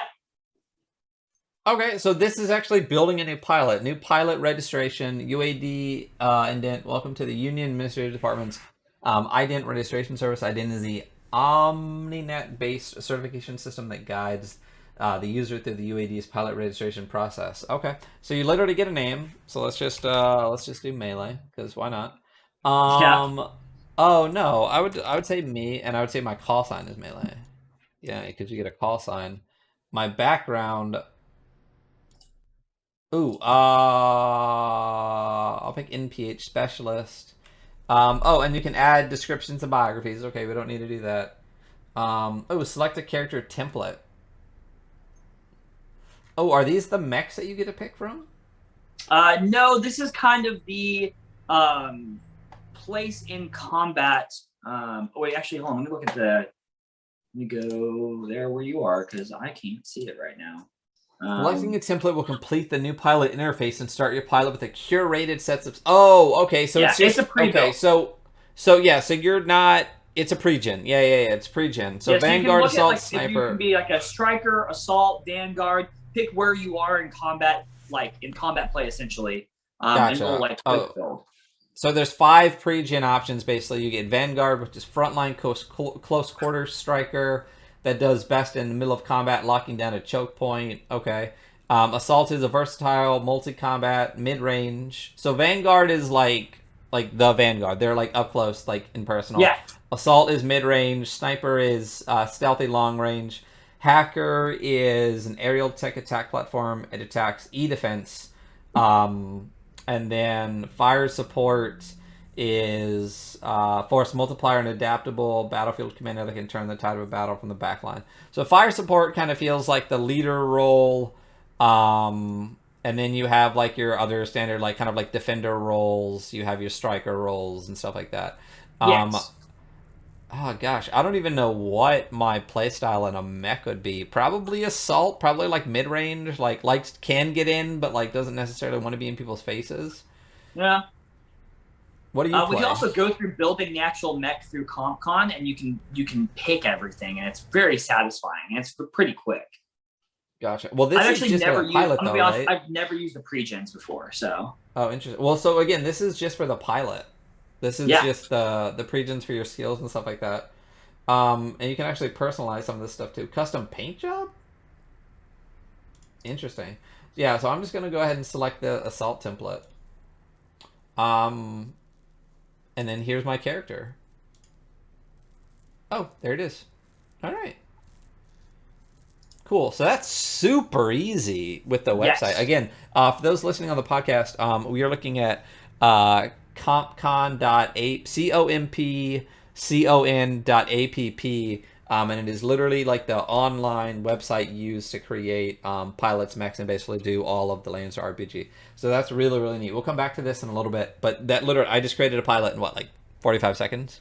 You did. So, And also for the game masters out there who want to run this, they have an encounter toolkit builder. And you can build NPCs, you can build whole encounters. And they actually just updated it. And I haven't looked through the new update, but apparently that's what they totally focused the update on. So oh, nice. Okay. So it's literally just like an all around tool for running the game. you bet. And it's free, which is really, really nice. Yeah, it's Cool. fantastic. So that's Okay, back to creating the a book. pilot. Let's look at this. Let's look at this piece of art here. Well, I want to zoom in on this one. Oh, It's so so there's it's cool. this.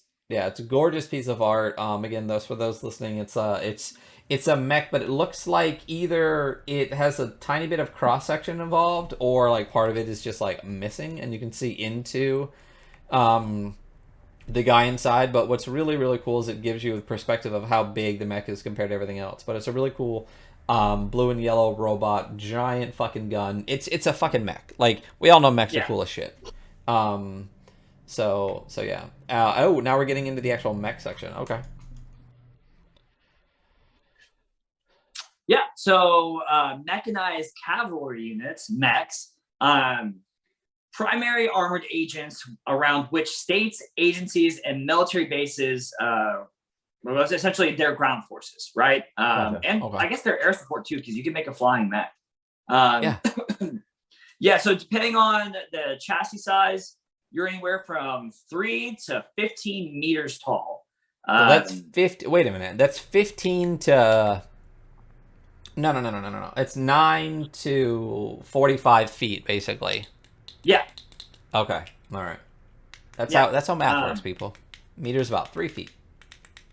That's that's good to know. You're gonna So obviously you're probably gonna be bipedal, quadrupedal, hexapedal. You're gonna have feet on the ground, at least 2, sometimes more, but not less.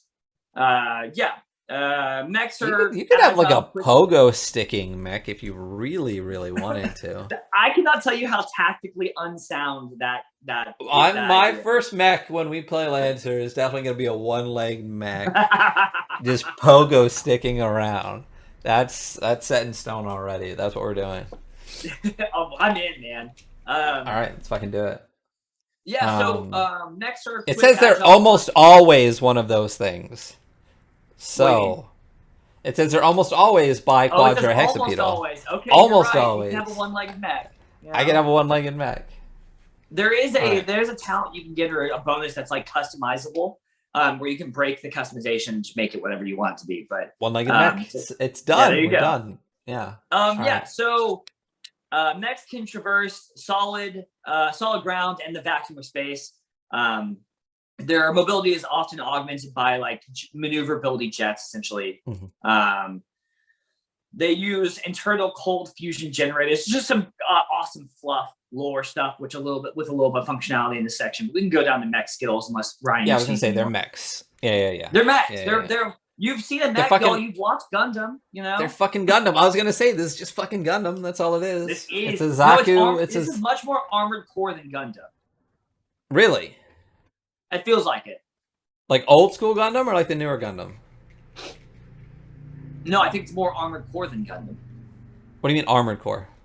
The game Armored Core. Oh, you didn't play the Armored Core? You know much. Oh yeah. You keep saying things, and I was like, I assumed you meant like the core of the thing was more armored, and I'm like, mech's a mech. It's kind of got a lot of armor. Called Armored Core, which is I have amazing no idea what and you're also talking about. very bad.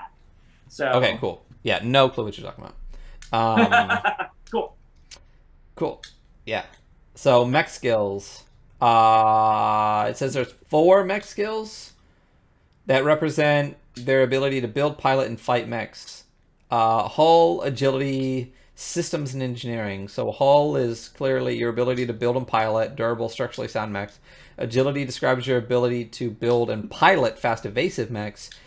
Systems describes your ability to build and pilot advanced mechs with power, electronic warfare, and engineering describes your ability to build and pilot mechs with effective reactor supplies and support systems. Okay, so basically it really mirrors a lot of the abilities that you have as a pilot too, with like E-defense and all the rest of that stuff. Yes.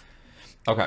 All right. So as far as the skills go, the mechs are basically just big pilots, like mechanically in the game, like, or people are just small mechs.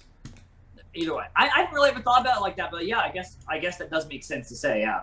Oh, because there's a 5th one on top. Ooh, that really bothers me.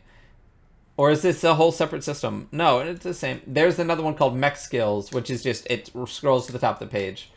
Yeah, and instead of triggers, mech skills go from 0 to 6, plus 6, essentially. So basically, it's just the mech version of skill checks. Yes. Okay. All right. When you make a roll that calls for one of these skills, you add the relevant skill. Roll hull when smashing through or pulverizing obstacles. When you're being a big wrecking ball, roll hull. Agility when you're chasing, pursuing, fleeing, when you're being fast. Roll systems when you're infiltrating hardened and powerful electric systems. So that's like basically like hacking and stuff like that is what It's it sounds hacking, like. yeah. Okay. And then engineering is pushing your mech past its limits. So basically it's literally like how it works. So um it's withstanding extreme conditions, keeping the mech running past its breaking point. That's a cool necessary thing for mechs. I really like that. Yes. Basically your ability to like Push it. push it. Yeah, because it is a Um, machine. And like, yeah, the explanation is that you are better at building a machine of a higher quality. So like I'm better at building a machine that has a much stronger hull. Well, yeah, so when I do hull actions, I'll get a bonus because I built it stronger. got you. Or you built a faster one, or you built a better Yes. hacking one, or you built one that's like you can keep the thing together. You can push it harder and still make it keep running. Basically, Yeah. you're like Kaylee on Firefly. Um, Yeah. so all Yeah. right. So So getting into the yeah. So do you want to do modular mix? yeah, let's do modular mechs. Yeah, these mechs are modular, and that's probably the biggest draw of this. And so you can add like the skills or weapons that you get from unlocking something of a certain license level to any mech. So as your license level increases, you get access to better parts. And as we go through like the mech compendium at the end, you'll see like each mech has 3 license levels essentially. Yeah, rank 1, 2, and 3. And each of them unlock new things. At rank 1, you usually get like a weapon and a system. At rank 2, you'll get the actual frame of whatever mech you're investing in, whatever skill tree. And then rank 3 gives you access to like more advanced components for that for mechs.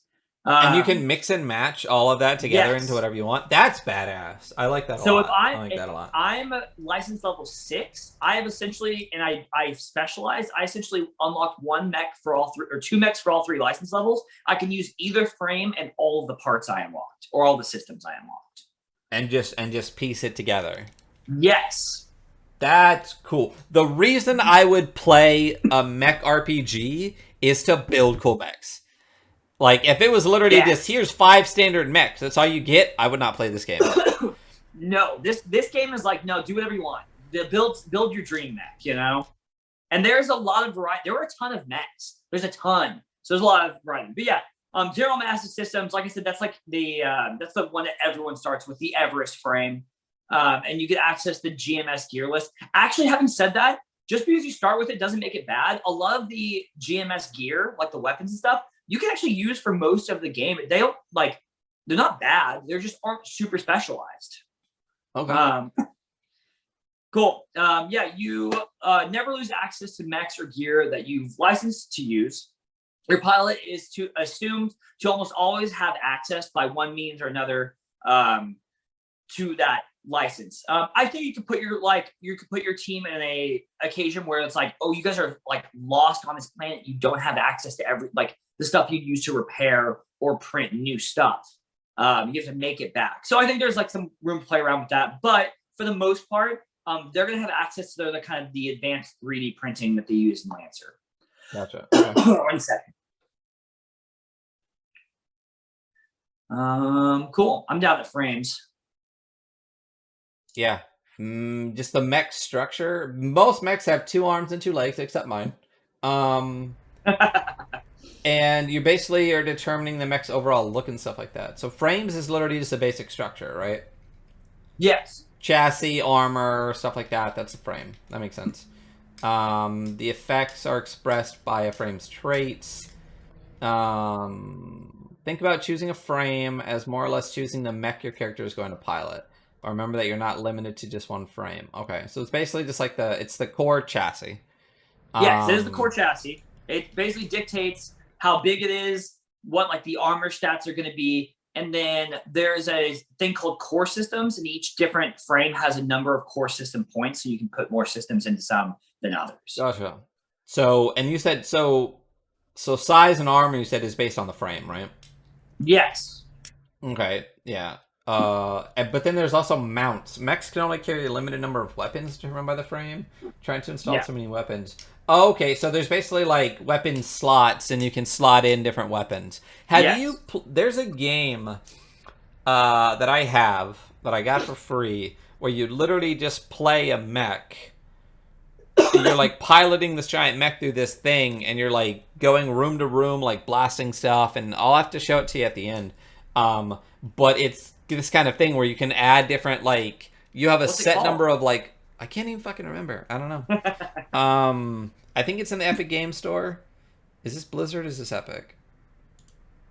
I think this is BattleNet. This is not what I want. No, that's Epic Game Store. Yeah, turn off BattleNet. Close window. It is called. It was a free game that I had downloaded and looked really really neat. But this reminds me of this like really really like a whole lot. Is it Mech Warrior?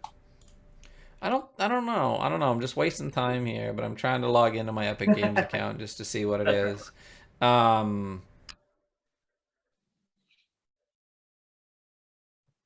Oh, it's requiring a password that I don't have in front of me right now. But We'll worry about it later. yeah, we'll worry about it. But anyway, long story short, you got to basically you played as this mech going through trying to like accomplish these missions. But you started with just like a couple of attachments, and the farther you got in the mission, the more points you unlocked. You could get to buys where you could buy additional like attachment pieces, basically. But you had to actually craft it. So if you bought if you had enough money to buy like a 3-section mount, you can mount 3 things to it as long as it fit. But if you bought a giant gun, it covered 2 slots. You only have 1 slot left for it. You know, it sounds a lot like Armored Core, just for the record. Is it? Are you literally just like running around in the Let me look at the images for it. No, I don't think it was. I'll find it for you. It's super super fun. Anyway, we'll find it. We'll get to it. Are very similar, so they Yeah, all. I mean, it's a fucking mech. You shoot stuff in a giant robot. I don't know how to like this. I mean, that's mech. That's literally mech. It's a giant fucking robot. Which is never not cool, realistically. Oh, so in your mounts, basically, you get main mounts, heavy mounts, auxiliary mounts, flexible mounts, integrated mounts, or super heavy mounts. Which, for the most part, those are pretty standard. And the mounts, I assume, are just like where you attach the weapons to. Yeah, I mean, yeah, it's basically your inventory for weapons and what kind of weapons can fit there. Gotcha. So, like, obviously, on a main mount, you can't hold a heavy weapon. On a heavy mount, you can hold pretty much any type of weapon. Gotcha. Auxiliary mounts or aux is 2 auxiliary weapons. So think of like a handgun or like a dagger, but in this case, the dagger is massive. Yeah. Gotcha. Okay. Yeah. So then each different type of mount holds a different type of gun, and each frame only has a specific set number of mounts. Correct. Gotcha. Okay. Which makes sense. You're building a giant fucking robot. Yeah. Cool. Yeah. It's it's everything you think a giant robot would have, you know? Yeah. Cool. I'm down at weapons. Oh, you're at weapons too. Cool. I have to click over because I'm reading it on the one screen. Yeah. So weapons have three traits essentially: their size, what type of weapon it is. So size is either auxiliary, main, heavy, or super heavy. Like Cloud Buster Sword would be a super heavy. And then type is going to be the melee, close quarters, rifles, launchers, cannon, or nexus weapons, which are very interesting. They're like drone strike weapons. What's the difference between melee and close quarters, though? Flamethrower, shotgun, pistols, close quarters. Melee is melee.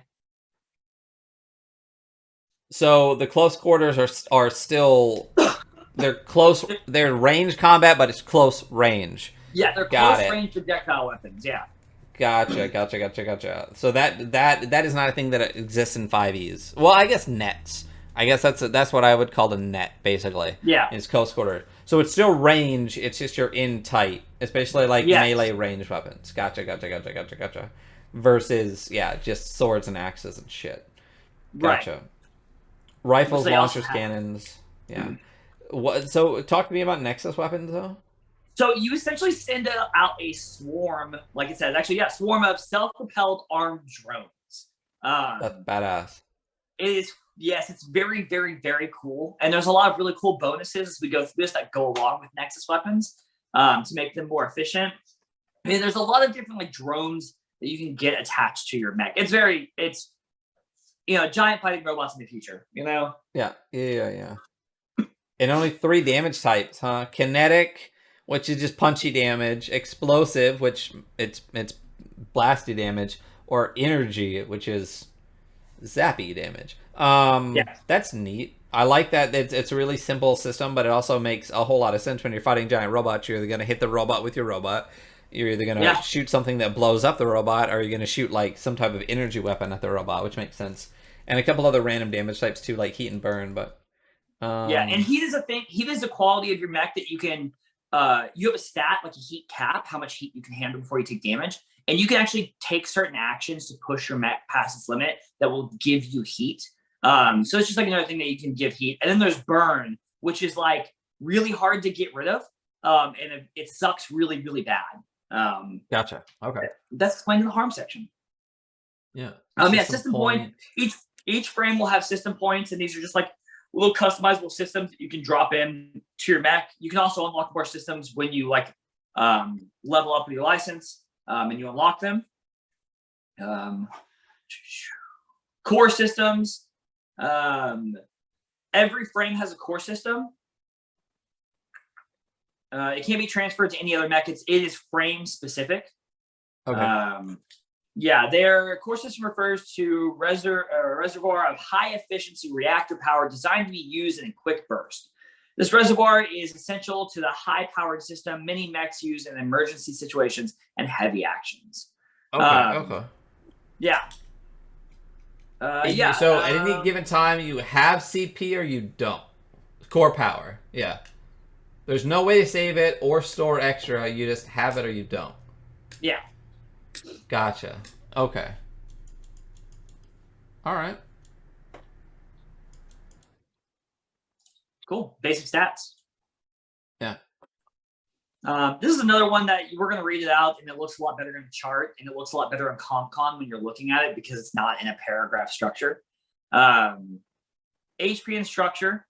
Like your pilot, your mech has hit points. Your mech, however, isn't destroyed when it reaches 0 HP. Mechs have 4 structure, so 4 structural points. When they reach 0 HP, they take 1 structure damage, and their HP resets. Excuse me. When they lose structure like this, mechs have to make a special structural damage check and receive a consequence based on the roll. Most mechs have 4 structure and are destroyed completely when they reach 0. So you have an underlying pool of structure points with an overlaying pool of HP. HP is almost armor against your structure. Yeah, I mean that totally makes sense. Yeah. Repair cap. Repairs are a currency that you can spend. If your mech runs out of repair, you can no longer regain HP. So every time you regain HP, you use a repair currency until you reach the cap. Gotcha. Speed. Okay. Speed obviously affects how far your mech can go. When you make a standard move or the boost move. Evasion is how hard it is for your mech to get hit in either ranged or close combat. And sensors are a very, very important quality. It's basically how far your mech can target something. Okay. So if you're a long range player, you need a mech with a long range sensor range. Right. Or if it stifles what you can really do. Tech attack is essentially your hacking attack. And you use tech attack instead of grit on electronic warfare because you use grit for attacking stuff. E defense is how hard it is for you to essentially be hacked. Heat cap and stress. Your mech can take heat from some tech actions and some of its own systems. If it takes more than its heat cap, it overheats. Mechs also have stress, which is similar to structure. When they exceed their heat cap, they take 1 stress damage and clear all heat. when they lose stress like this, mechs have to make a special stress roll or a damage check and then receive consequences. Most mechs have 4 stress. So it's the exact same thing as HP and structure. It's just heat and stress. Heat is something that you use a lot, and it's very, very useful, and you can do really cool stuff by pushing your mech kind of past the limit. And yes, when it hits 0 stress, it's destroyed. Gotcha. I really like the HP and structure mechanic of it. Yeah. I don't like that they call it HP, because that kind of, it sounds, I think it would be better if it was like armor points or something like that. I think that would be a little bit more, because when you think HP in like literally any other game, it's literally like your life, but it's not. This is literally just armor, because the actual hit points are the structure. At least that's how it fits in my brain. Is like, no, I super agree, and I've thought about that as well. It's just like, it is armor points essentially. Which is funny because in Icon, which is the fantasy version of this game, I think it's actually called armor points and not health points. So I'm curious why they wouldn't have updated this to armor points instead of HP. But I really like that whole concept. It's basically like you're not targeting the entire mech at a time. Your mech at one time, you're targeting like bits of the mech because it's a giant fucking robot. You're not just. Yeah, like, for the most part, if you chop off an arm on a giant robot, it's going to keep going. So I like the idea that there are these 4 big structures, and you have to destroy all 4 structures to get the thing to stop moving. And that you actually, like, reduce it, break apart, reduce it, break apart, reduce it. That's really neat. I really like that mechanic a lot. And then there's, save target. Fortunate the character to make a save, they must beat or match your mech save target. Or take the consequences. Improving mechs. When your pilot builds a mech, their mech skills allow you to boost some of its stats. The skills we talked about earlier, those 4 mech skills. This is like your pilot's personal ability, essentially, to build.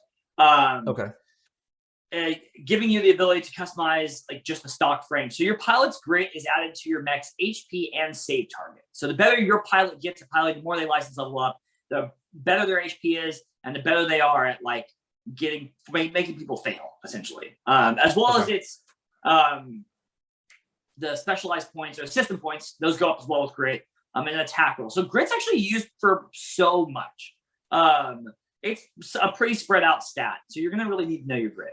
Your hull is going to affect exactly what you think it is. It's going to affect the durability of your mech. Plus 2 HP for every point of hull that you have as a pilot. And also plus 1 repair cap for every 2 points of hull. So if you're trying to build a super durable, tanky guy, you're going to dump into hull, you know? Okay. Because you can take a lot of damage and you can repair more often. Agility is going to affect evasion and speed. Systems is going to affect E-defense, tech attack, and actually system points, which is great because the system point abilities are like very good for attacking and E-defense stuff. And then engineering is going to affect your heat cap, and it's going to plus 1 to the maximum uses of any limited systems or weapons for every 2 points of engineering. So if you have something that's like a limited system use, after a couple points of engineering, you'll actually get another use of whatever that limited system is. Gotcha. Okay. Core bonuses. Yeah. So core bonuses. As your pilot acquires licenses to gain knowledge and skills specific to individual manufacturers and their design philosophies, the specialized knowledge is represented by core bonuses, unique enhancements that offer interesting ways to customize your mech. So these are just, the core bonuses are just enhancements that you get to keep forever. It says they're permanent improvements that apply to any frame your pilot uses. Yeah. You cannot choose the same core bonus more than once, but as your pilot progresses, you can choose different ones. Your pilot gets a new core bonus every 3 LLs. What is leveling like in the system? Like what's like? Is there a topped out license level? 12. 12. Okay, so basically by the time you've finished the whole thing, I guess at level 12 you would get another bonus. So basically, you can have 4 core bonuses total in the Yeah. life of your mech. Okay, all right. So they're almost like feats, you know, Like feats. in Yeah, yeah, 5e. yeah. It sounds like the feats. Yeah, yeah, yeah. But for each core bonus you choose from another manufacturer, you first need to have 3 license ranks with that manufacturer. Oh, wow. For example, if you choose a core bonus with IPS North Star, you would need at least 3 ranks in IPS North Star licenses. If you wanted to choose a second IPS in bonus, you would need at least 6 ranks in that license. So you choose different manufacturers and go for that. So oh yeah, and we'll go through manufacturers here soon because there's 4 or 5 major manufacturers, and then there's like online and a bunch of others. Like there's so many homebrew ones, but yeah, there's 5 major ones, and her mechs are way different from each other, and they're very interesting. So yeah. interesting. But in order to get a new core bonus, you have to have at least 3 license levels per manufacturer. Which makes sense because I mean, for the most part, you're gonna really invest in like the full like unlock of the complete mech license, right? Because it's 3 each individual mech license. So IPS and North Star has the Nelson, which is a frame that I love. Very basic, very melee focused, right? So it's 1, 2, and 3. Level 1 gets you a really cool weapon in a system. Level 2 gets you the actual Nelson frame, and I think another weapon. And level 3 gets you the core bonus and another weapon and system. Gotcha. So it doesn't really make a lot of sense to not get at least 3 license levels in a manufacturer. Unless you are building a specific build and there is a weapon that's a level 1 or level 2 unlock of a certain frame. And you're just like, Gotcha. no, I just want this weapon because it rounds out my build. Gotcha. Okay. But Gotcha. I mean, also that's up to you, man. It's ultra customizable. Like if you're like, no, it doesn't make any sense for me to ever do that, then you don't ever have to. Gotcha. That totally makes sense. There's also talent. Your pilot's ingenuity and experience piloting a mech are represented by talents. Special enhancements that can help pilots push mechs past their limits. Gives your pilots benefits on abilities with specific weapon system styles of play, allowing you to further define them within the rules. So talents are for your pilot, not for your mech. Well, so your talents are for your mech, but they are a pilot quality. That's the little confusing part, right? So my pilot as a pilot might be really, really good at like there's one of the melee focused ones, like being quick in combat, right? Well, there's a talent for that. So it actually affects when I'm in my mech, but it is technically like your pilot's ability to pilot, essentially. Okay. All right. Talents like licenses are measured in ranks from rank 1 to 3. At LL 0, you start with rank 1. Talent of your choice. When your pilot levels up, you can either increase the talent or the next rank. Okay. And the full list of talents in the compendium. Literally creating a mech. Constructing and customizing a mech may seem daunting at first, but broken down in steps, it's much simpler than it seems. It looks like there's a total of, there's only 7 steps to creating a mech. So you start with a frame, with the licenses available. You're at LL0, license level 0. You just get the standard Everest. GSM SP1 Everest, yeah. Add bonuses from your mech skills, which is your the hull agility system, and engineering, or e-defense and engineering. At number 3, you add your grit to your mech's HP. What is SP? What is SP? Yeah. System points? Oh, system points, attack rolls, and save target. Okay. So that's adding grit. At number 4, you pick your weapons and allocate them to your frame's available mounts. At number 5, you choose a system up to your system points. Unless you have the unique tag, you can whatever. At level 0, you get the GMS systems list. At 6, you write down your core bonuses, if any. So you don't start with core bonuses at all. You have to have at least license level 3. Yes, you have to have license level 3. And then at 7, you write down your relevant talents. That's it. With that, you are done. Pretty simple. You literally just like piece to piece together and write down the stats for all those pieces. Yeah, absolutely. Okay. And that's a mech. Creation example. We don't need to dig too deep into this, but there's an example character, Tara Oda. I would just look at the boxes. Look at the like the red in like outline box for the map for the Everest, and then the character, the actual pilot's at the bottom of that section as well. And you can just kind of see what it looks like for a like license level 0 pilot. Right. And we're on page 36 for those listening. So Tara Ord is a license level 0. She's a colonist background. Her triggers are read a situation, spot, take someone out and survive. Her gear is a signature weapon, hunting rifle, a light hard suit, extra rations, and cooking gear. Her talents are crack shot, infiltrator, and leader. Okay. Her core bonuses are none because she's only license level 0. And she just has a GMS license, so it's why she has Everest. So looking at the Everest, did she call it Raijin? Is this what this is? Yeah, so you can name your mech. So she named her Everest, which is a standard starting mech, Raijin. So your HP is 14 plus 4 from hull. So that's 4. It's 10 plus 4, or is that 18? Yeah, it's 10 plus 4. So does that mean that it's 14, and once you hit 0, you lose a structure point, and then it goes back to 14? Yes. Gotcha. Okay, so basically you have 14 times 4, which amounts to, what, 56? Something like that? Something like that, yeah. Yeah, so basically you have 56 HP, basically, before you knock down all your things. Repair cap is 6, evasion is 8, heat cap is 6, armor is 0. So she made a really, like, quick, not fast mech, is what it looks like.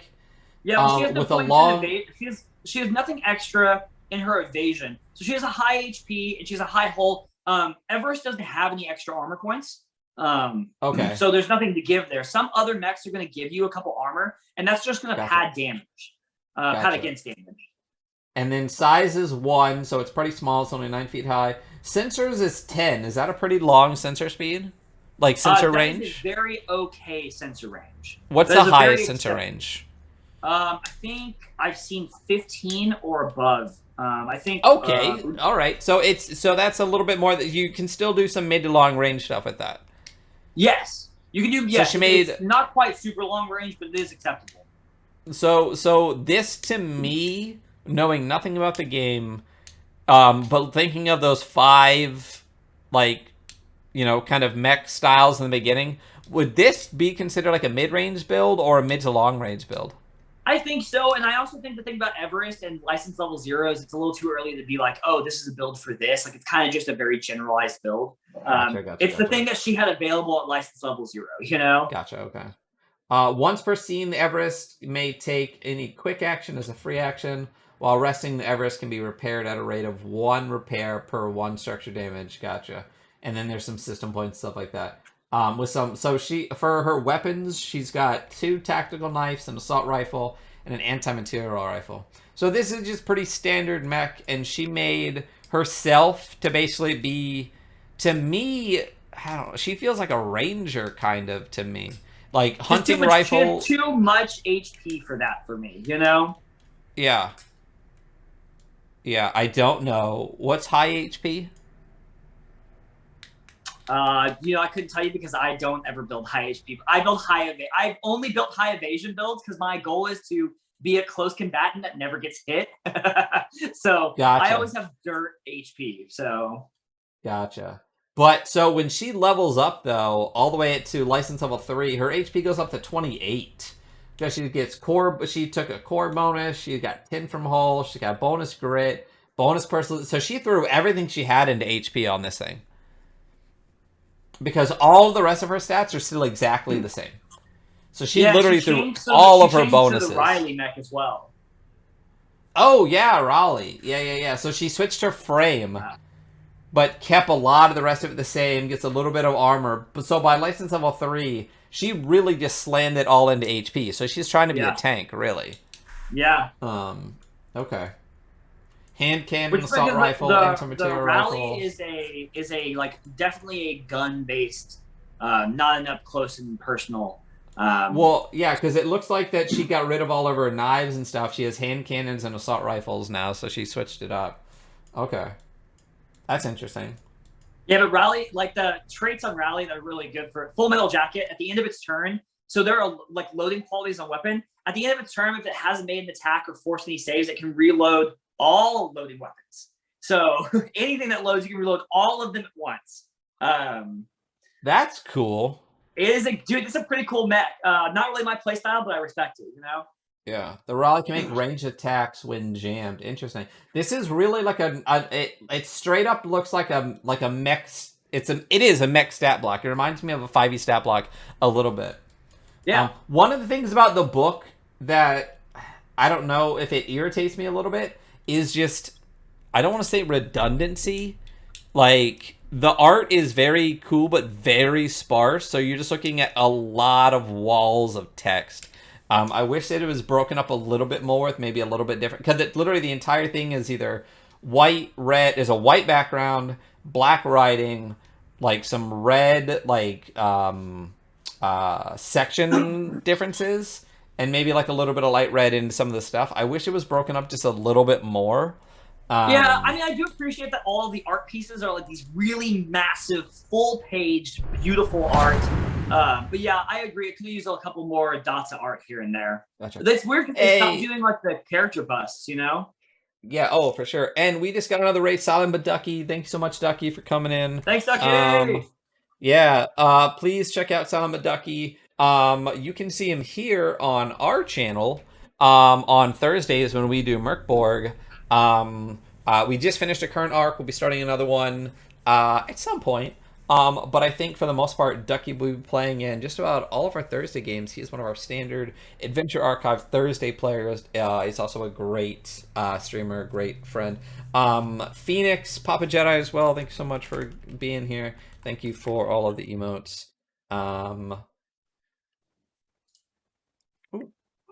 I keep forgetting this is not my channel. There we go. I'm like dropping commands for people that are definitely not commands in the Adventure Archive channel. Yeah, thanks for joining us, y'all. Yeah, thanks for coming in. So again, this is the weekly archive, or the weekly archive. This is the Adventure Archive's weekly scroll podcast, where we go over RPGs. This one is definitely a lot denser than some of the other ones, like Troika or Merkborg. So we're only 37 pages in. I feel like we've been doing this for 2 hours, which we have. But we are going over the Lancer RPG, which is a mech build RPG. Yes, Ducky, this is the mech based one. It looks really neat. We're actually just kind of getting through the mech build portion of it. And my current take on it is giant robots sound super fun. That's basically where I'm at. Is the system seems interesting.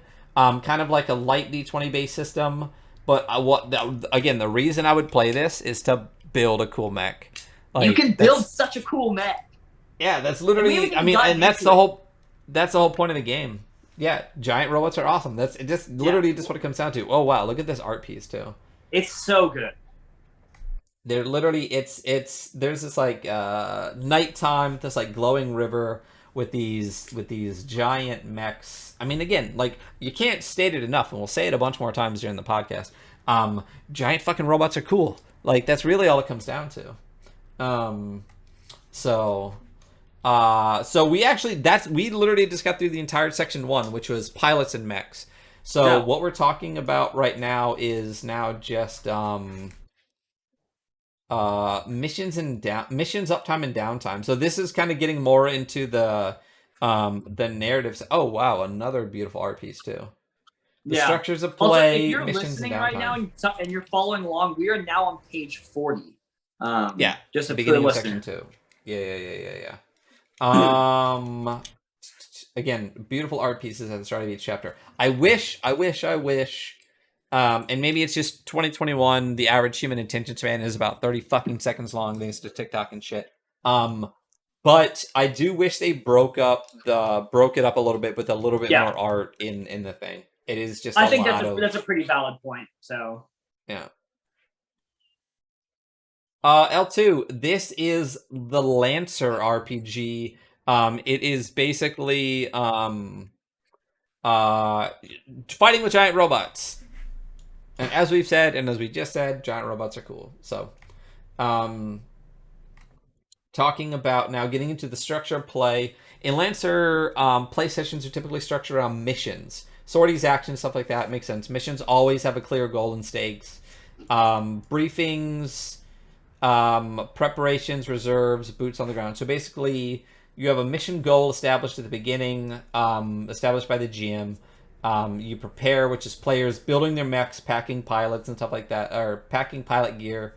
Reserves, players establish the reserves they are bringing on the mission. What are reserves? They're gonna be further down this section. I actually have not looked in the reserves that much, so but Okay, so I we'll dig understand it's the into things you can reserves in a little build bit. up on with downtime activities. Okay, and then boots on the ground. So this is basically like the beginning of the mission is basically almost like a zero session every time you play, Yeah. kind of. Okay, that's interesting. Well, At the end of and each that makes sense mission, for any type of military unit or yeah, that's like mercenary unit. Like, here's what we're doing today, y'all.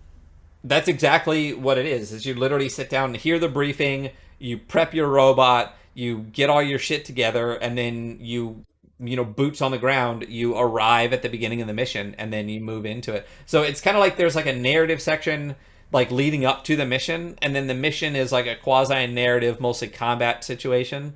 Yeah. And then once you're out of the mech, you go back like I assume there's going to be like a what's it called after you do something and Debrief. then you talk about it? A debrief. That's what it is. Um, yeah, Ducky, this does sound like it would be hella fun to play. Maybe we'll do a Lancer one shot. Maybe somebody here can run a Lancer one shot. We'll see what happens.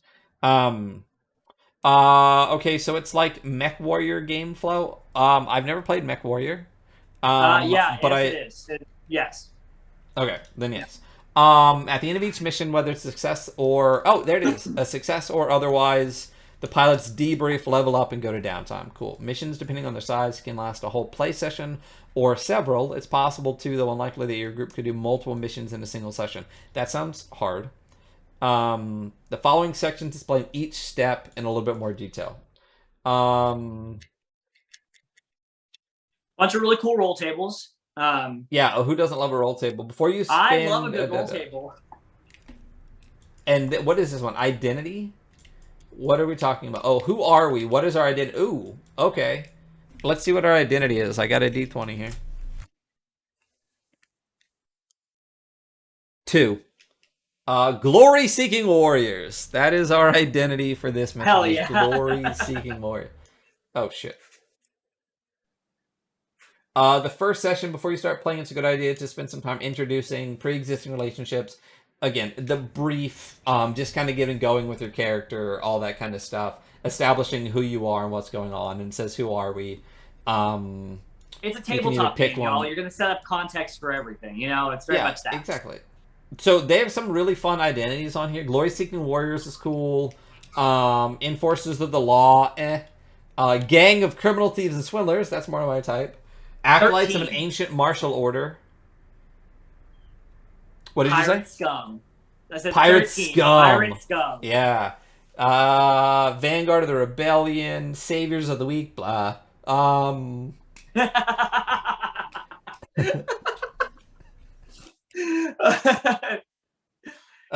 good guys. Fuck being a good guy. It's funny because if you play fuck that.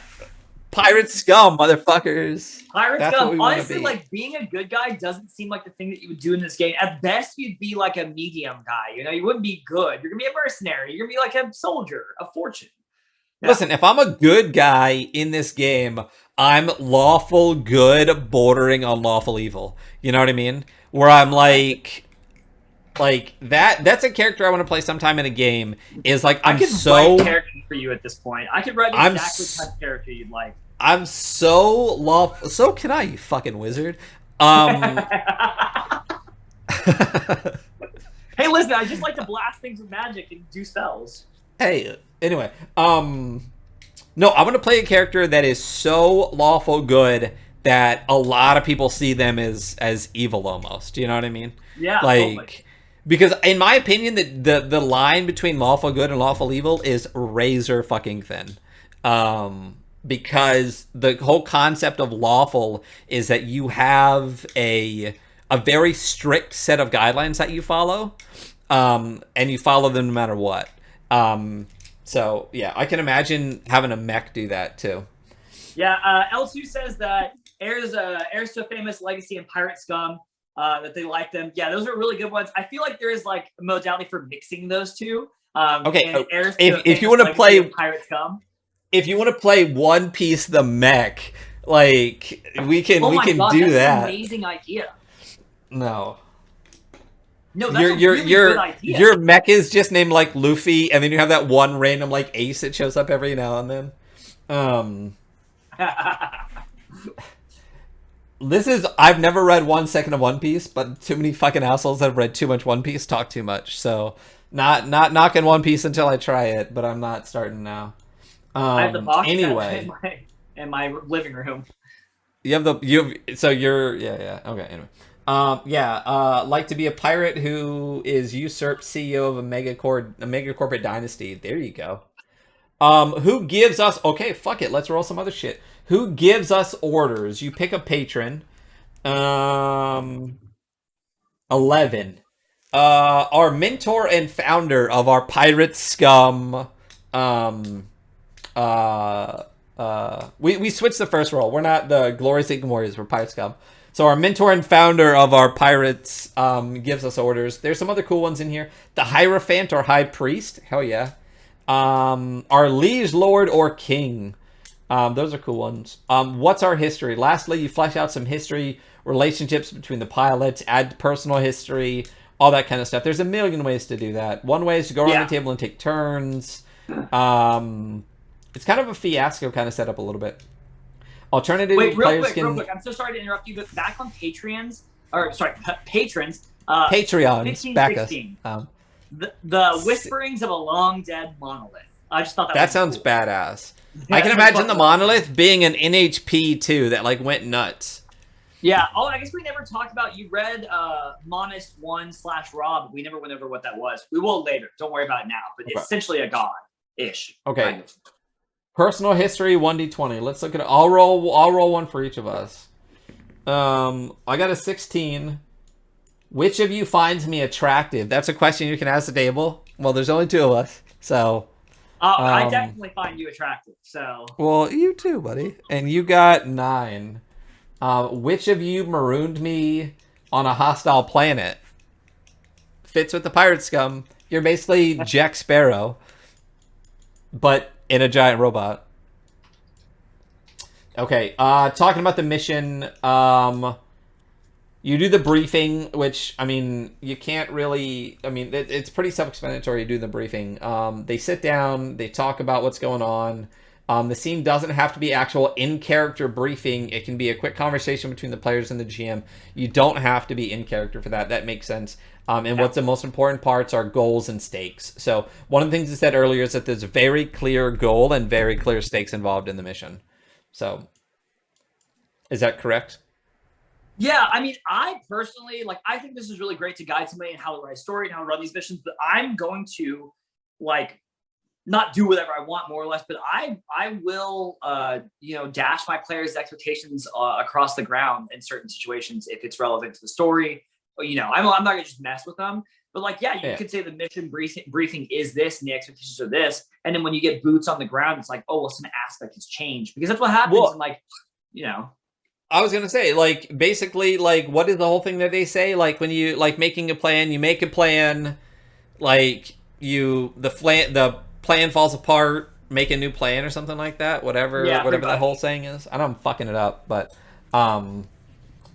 you're really good. Yeah, you're basically just outlining the mission, and it can be in character or not in character, and then you actually have goals. Let's roll a goal for ourselves. 13. Our goal is be the fist on the ground on a world hostile to human life. Create a beachhead. Not very piratey, but we'll take that. We could also bump it up by 1. Let's just do 14. I was going to say bump it up by 1. Smuggle something safely or securely through hostile territory. Boom. Very piratey. Very piratey. What else do we got here? Rescue? No. Cause a distraction about? No. Assassinate a VIP discreetly or in broad daylight to send a message. Interesting. Investigate a rumor or tip from a valued informant. Respond to an SOS to an unknown source. There's a lot of cool goals on here that are really good, like mission seeds or like adventure seeds. Yeah. That's really neat. There's a lot of Um, expectations to subvert as well. Like 19, like with Union's backing, liberated people held hostage by a cruel ruler. There's actually like a lot of lore about how Union like says shit like that, and then you go there and it's like, well, you're not. That's not really what's happening. It's just like right. Union's just trying to like pull a CIA and overthrow a leader that's not agreeing with them. You know? Yeah. That's the kind of mission statement that would be really cool to do. Like the whole concept of subverting expectations, because you can't, like, here's the goal, here's the stakes. A goal is not like a The whole guaranteed story. outcome of Yeah. anything. Yeah. It's literally just like, this is what we hope is going to happen, and if it doesn't, here's the bad that could come from it. And when you get there, be like, well, fuck. Have a completely different situation. So that's actually like a really cool way to subvert that goal entirely. And a lot of these can do that same thing too. Explore a long abandoned derelict for artifacts, and obviously when you get there, it's not just going to be artifacts there. You Yeah. know. Um, so this is really neat. I can also imagine. I mean, the game is set up to be like this, but you could easily take these rules and put in somewhere else. Like the Lancer world seems really neat. It's got a lot of cool Yeah. lore. But you could even do, like, my head with that one literally just mixed Lancer with Alien. Yeah. Totally. You know what I mean? Because you could basically say that Ripley in number two. Yeah. No, yeah, in number two, when she has like the loader, could almost be like a like an Yeah. Everest mech, battling the queen and Actually, stuff. So that would be. There are half-size mechs that they characterize as literally it's just that. Like it's only half size, so it's only like what 3 meters tall. yeah, And so it's just like yeah, you're just like your arms are the arms, and your legs are the legs. It's not quite the same thing, but like yeah, you're just like in a power suit yeah, essentially.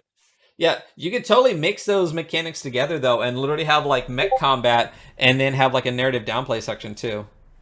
So, we talked about personal history. Oh, we're on the mission. We talked about the situation. The GM should present as much information about the situation on the ground that they deem relevant, which again, subvert expectations. The goal, regardless of what information the GM presents, the goal is the players hope to accomplish, which is exactly what we were just talking about. Just because that's the goal does not mean that's what's going to happen. I can Yeah. imagine, but you can't do it every time. Sometimes you got to like go there, and it's like No, relatively absolutely. straightforward, and then yeah, And I would even I the would have first like, mission, I would yeah, make the it pretty first mission, straightforward.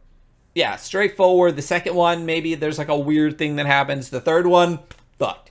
Like getting that level 3 license, you're gonna go somewhere and it's gonna get weird. That's exactly what I would do. Yeah. And the cool thing that I do also like about like the 3 levels of mission in this, like the 3 level licenses, basically, I see that as like an arc.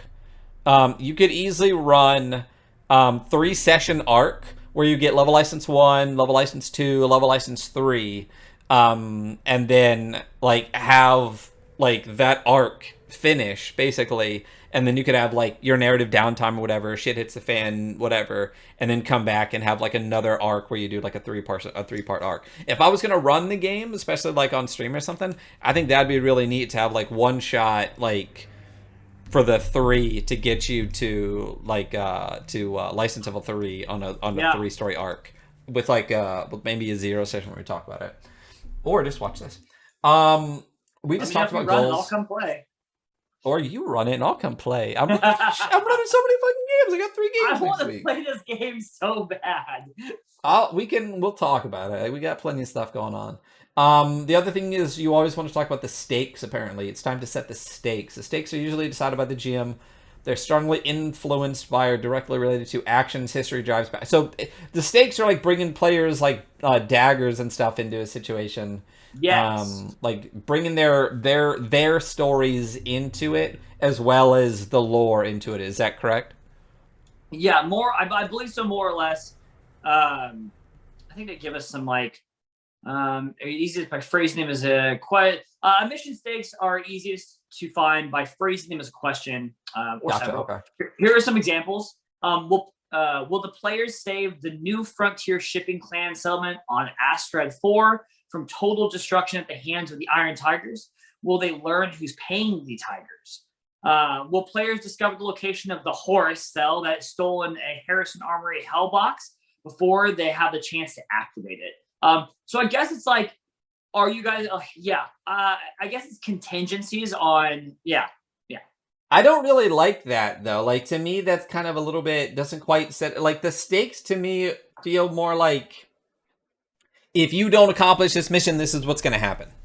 Yeah. Versus Absolutely. this, where this kind of feels like a tagline for your mission. Will the players save the frontier before stuff da da? Will they do this? Find out I next mean, week. I probably would redirect this as like, yeah, the stakes are like, if you guys don't succeed, then this is going to happen. And That's then like exactly what I would think. they can choose a plan. I'm like, okay, well, if we don't see that happens, like, do we take a different action instead? You Yeah, that's know? exactly. I think the second one fits a little bit better. Will the players discover the location of the horse cell that was stolen before they have Yeah. a chance to activate it? I would almost rephrase that as basically like, your goal is to locate the Horus cell that was stolen by the Harris Armory before they activate it, and if you don't, this may happen. Um, Yeah. you know, if it gets activated, either we're not sure, we'll find out, or we know that this is going to happen, you have to stop it. If you don't, this is the outcome, and this is what we'll have to do based on that. That's how I would kind of reframe this a little bit. I don't feel like these. I feel like these almost feel more like, again, like almost like mission statements, kind of framed as questions. Yeah. Um, Tagline is a good one. Tagline is exactly what this feels like. This is exactly what I would like write in like a stream announcement. That's like, will they do this? We'll do this. Find out tonight on no. Like that's On exactly how I feel Dragon like that Ball is. Z. Dude, that's exactly what popped into my head. It'll take us like 18 episodes to get to the first punch, but we'll get there. Yeah. Comment. Preparation, we already talked about that. The brief is complete. Players into the prep stage where they basically build their mechs and get all their shit together. The players, yeah. So reserves, the last thing they do is do reserves. So you said you hadn't really read this a lot. Reserve is an umbrella term for extra gear, support, reinforcements, information, access, and everything. Reserves are typically acquired during downtime of pilots. I don't see what the difference between preparation and reserves really is. I guess it's just So special stuff. actually, I do. Reserves are more of Okay. a narrative thing, right? So let's say that we're working the long rim. We're at the edge of space where it's very piratey, gang focused, and like in our downtime, like we get in good with the local like militia or pirate gang, and then like we have a reserve of reinforcements from that gang. Maybe we're part of the gang. Maybe they owe us a favor, and like that's a thing that we can bring into this, you know. Maybe as support, it's like we're gonna raid some compound, and we made friends with like a very powerful hacker, like who's on a space station nearby, who's gonna hack their way into the doors for us. So I think this is more of a narrative thing versus like a practical preparation thing. Okay. So it's just the Like extra shit you I get. think there's some So it's overlap. not gear. How It's to get there. gotcha. And it's all the stuff that's not really gear, is what it sounds like. You might have some, Yes. but it's if it is gear, it's special gear. It's all like the bonus Yeah. crap that you get that you might have earned previously. Okay, all right. Step 4, boots on the ground. It's when you get to the mission. Um,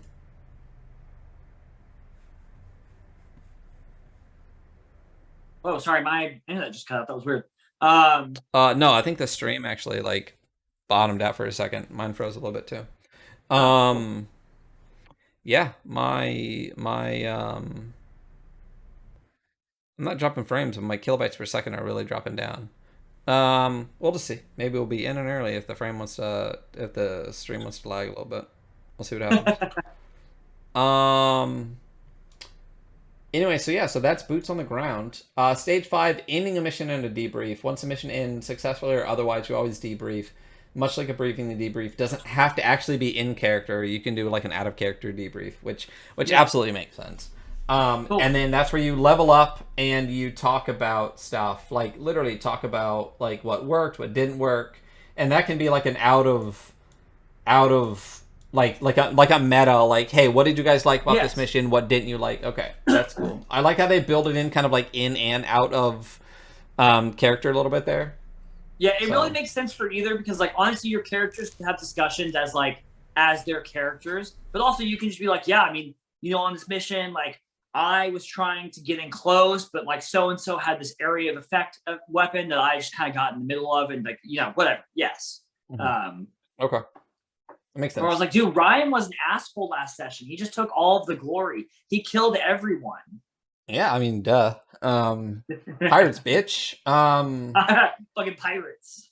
Narrative play versus mech combat. The following section deals narrative play. This is part of the mission. By contrast, mech combat is turn-based. Yeah, so we've talked about this before, and it's not like a crazy different narrative or anything. Make skill checks is in narrative play, and it's pretty much just how you determine outcomes of situations. It's just the skills that you have associated with things. A barroom brawl, a tense escape. So let's breaking down the process of making a skill check. You name your goal. Punch you in the face. Right. The GM decides the consequence is a failure. You punch me back in the face. Yeah, you can punch. Determine which triggers activate. I think this is what's the trigger for this? Apply fist to face. Apply fist to face. I have a +1 to my apply fist to face. I rolled a d20 and add any relevant modifiers. I don't have any accuracy. Okay, so with my +1 to apply fist to face, do I punch you in the face? I rolled a 1. So no, I fail and you punch me in the face. Only roll once to achieve your goal. Okay, so it's a standard skill check. It's just like every other game. You just add the associated bonuses. Okay. But we've talked about this before. If you have multiple accuracy or multiple difficulty, if you have an accuracy and a difficulty, it cancels out. And if you have 3 accuracy, you roll 3d6, but you only take the highest number. It doesn't stack. Right. Okay. Yeah. All right. And then teamwork is kind of like the help action in 5e. Okay. If it makes sense, you by using teamwork, like your teammate can give you another +1 accuracy. Give you a +1. Oh, +1 accuracy or just a flat +1? +1 accuracy.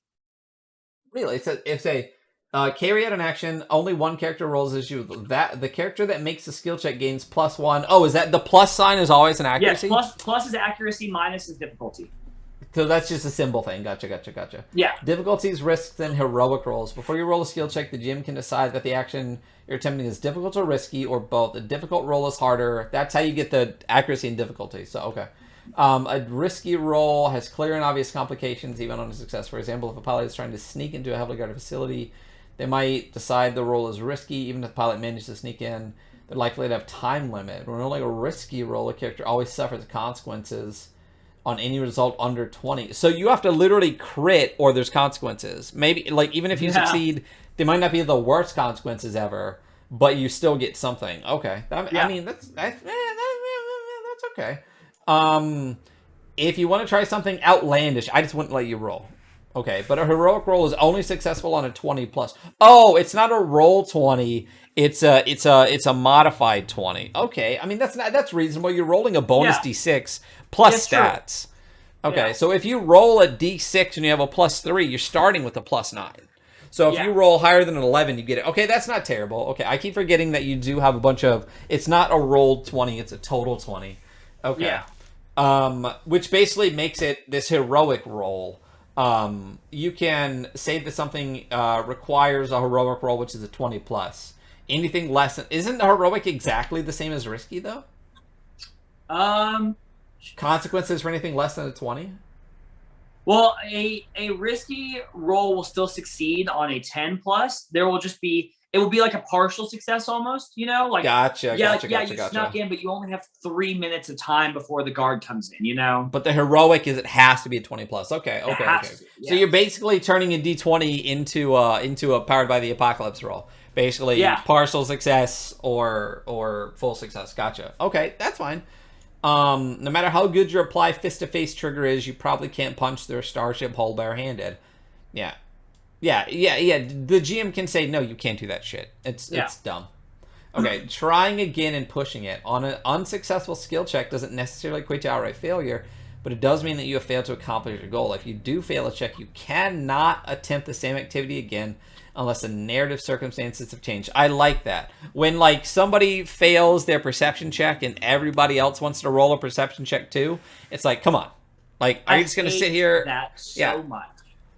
Either it's so imperceptible that or like someone isn't going to see it, or why make them roll if you're just going to let them get it anyway. Like, I hate in adventures where like there's information the party needs, but then there's like a DC 15 intelligence check or something, and then Yeah. someone doesn't get it, and you're like, well, fuck. I guess roll again because I really need to give you this information. Why make them roll in the first place? Why make them roll in the That's first so place? funny. Just I give them just the talked to information one of that the they guys need. I play with about this. I Yeah. just had this discussion with a new DM. He was like, "Well, I really wanted you guys to know this." And I was like, "Well, then why'd you put it behind a skill check? Like, just like if you wanted us to see the thing, just let us see the thing." That's it. Just let us see the thing. What's the point? Makes no sense not to. As long as a skill check isn't risky, you can make a second attempt to achieve the goal on a failed skill check. Oh, that's if you push it. Yes. This is called pushing it. However, if you do this, the skill check immediately becomes risky. You can't push it farther unless the team allows, in which case it becomes heroic. So basically, you can keep re-rolling, but you keep suffering more. You're basically like double or nothing in it, like every time you Yeah. do it. And I wouldn't let people do that a bunch anyway. When you roll I less than wouldn't a either. 10, there's consequences. Ooh, there's a whole list of consequences. I like this. Before a roll is made, the GM must outline the consequences of failure. Okay, I that makes sense. You can only Yeah. inflict consequences that are clearly established. I mean, we'll see. The nature of the I think that's consequences depends on the skill situational. check. Yeah, it literally says the nature of the consequence depends on the skill check and situation. So that's Ah, reasonable. Yeah. For example, if you're trying to take someone out with a sniper rifle at 200 meters and they have no way to see you or fire back, it's unlikely that failing the roll will immediately result in you being shot. That makes sense. Yeah, it makes sense. Okay, so what are some of these things? Harm, duh. Um, bodily damage, harm. Time. The action takes longer than usual. In a common environment, you can hack any console, but under fire, you can't. Resources. Something must be used up, lost, or temporarily exhausted. I love that one. Sursa talks yeah. a lot about consequences, resource management, and stuff like that. And losing resources for failing is a really great way to make people really think about the decisions that they're doing. I agree. um Collateral, something other than you gets hurt, which is another great one. I love the idea in like a D6 system because I know when I first started, and this isn't D6, it's just the idea of that. When I first started doing like the Powered by the Apocalypse, it kind of broke my brain in that, like, if you like, the thing doesn't always just have to hit you back. Yeah. Like, you're basically giving the thing a turn. um and if you, the way that some people, like, when I first started reading about range in D6, I'm like, well, what? Like, it can't hit you back. You're like a million miles away. Like, if you're trying to hit from forever, well, it's like, fine, then they run over and hit your friend.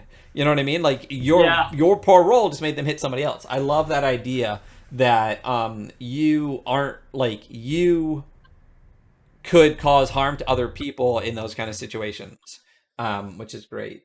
Worse positioning, a less effective. Your action is less effective than intended. Instead of killing, you might harm, injure them. And then there's examples of each one. We don't really need to go Yeah. through that. We understand that. Skill challenges. When a group of players are working together to achieve an objective, the outcome is determined by a skill challenge. Have you done skill challenges in this? I have not done skill challenges. Okay. When a group of players are working together to achieve an objective, the outcome is determined by a skill challenge. Everyone involved makes a relevant skill check, and success is determined by proportion of successful rolls. Okay, that makes sense. If more players succeed than fail, the challenge is a success. And more players, so I do that with stealth checks sometimes. Like, you don't necessarily immediately fail just because someone did it. It's basically, this sounds like the same thing as like a group check. Yeah, absolutely. Yeah. I So mean, it's I've not done something similar to this before, so yeah. Yeah. So it doesn't necessarily sound like skill challenge the way 5e does a skill challenge. Like, I know when I do skill challenges, it's literally like you need 3 successes before 5 failures. Use your skills, roll across the thing, and do that kind of thing. This literally just sounds like a group check, is what that sounds like to me. Okay. Player initiative and NPC action. So you use initiative in this? There is. Let me pull up my. Um, where is there initiative in this? I don't remember there being initiative in this. Although Player I'm also initiative. not. I've only done like one short solo session of this, so Gotcha. maybe don't ask me as an expert. All right. So in narrative play, players always have the benefit of initiative, the chance to act first. Oh, this means that the GM can't Oh, it just ask for means they go rolls. first. Yeah. Okay, until prompted by player action. To initiate a skill check, players must name a goal. Okay, so you don't, as a GM, you don't prompt anything. The players have to prompt it with their actions.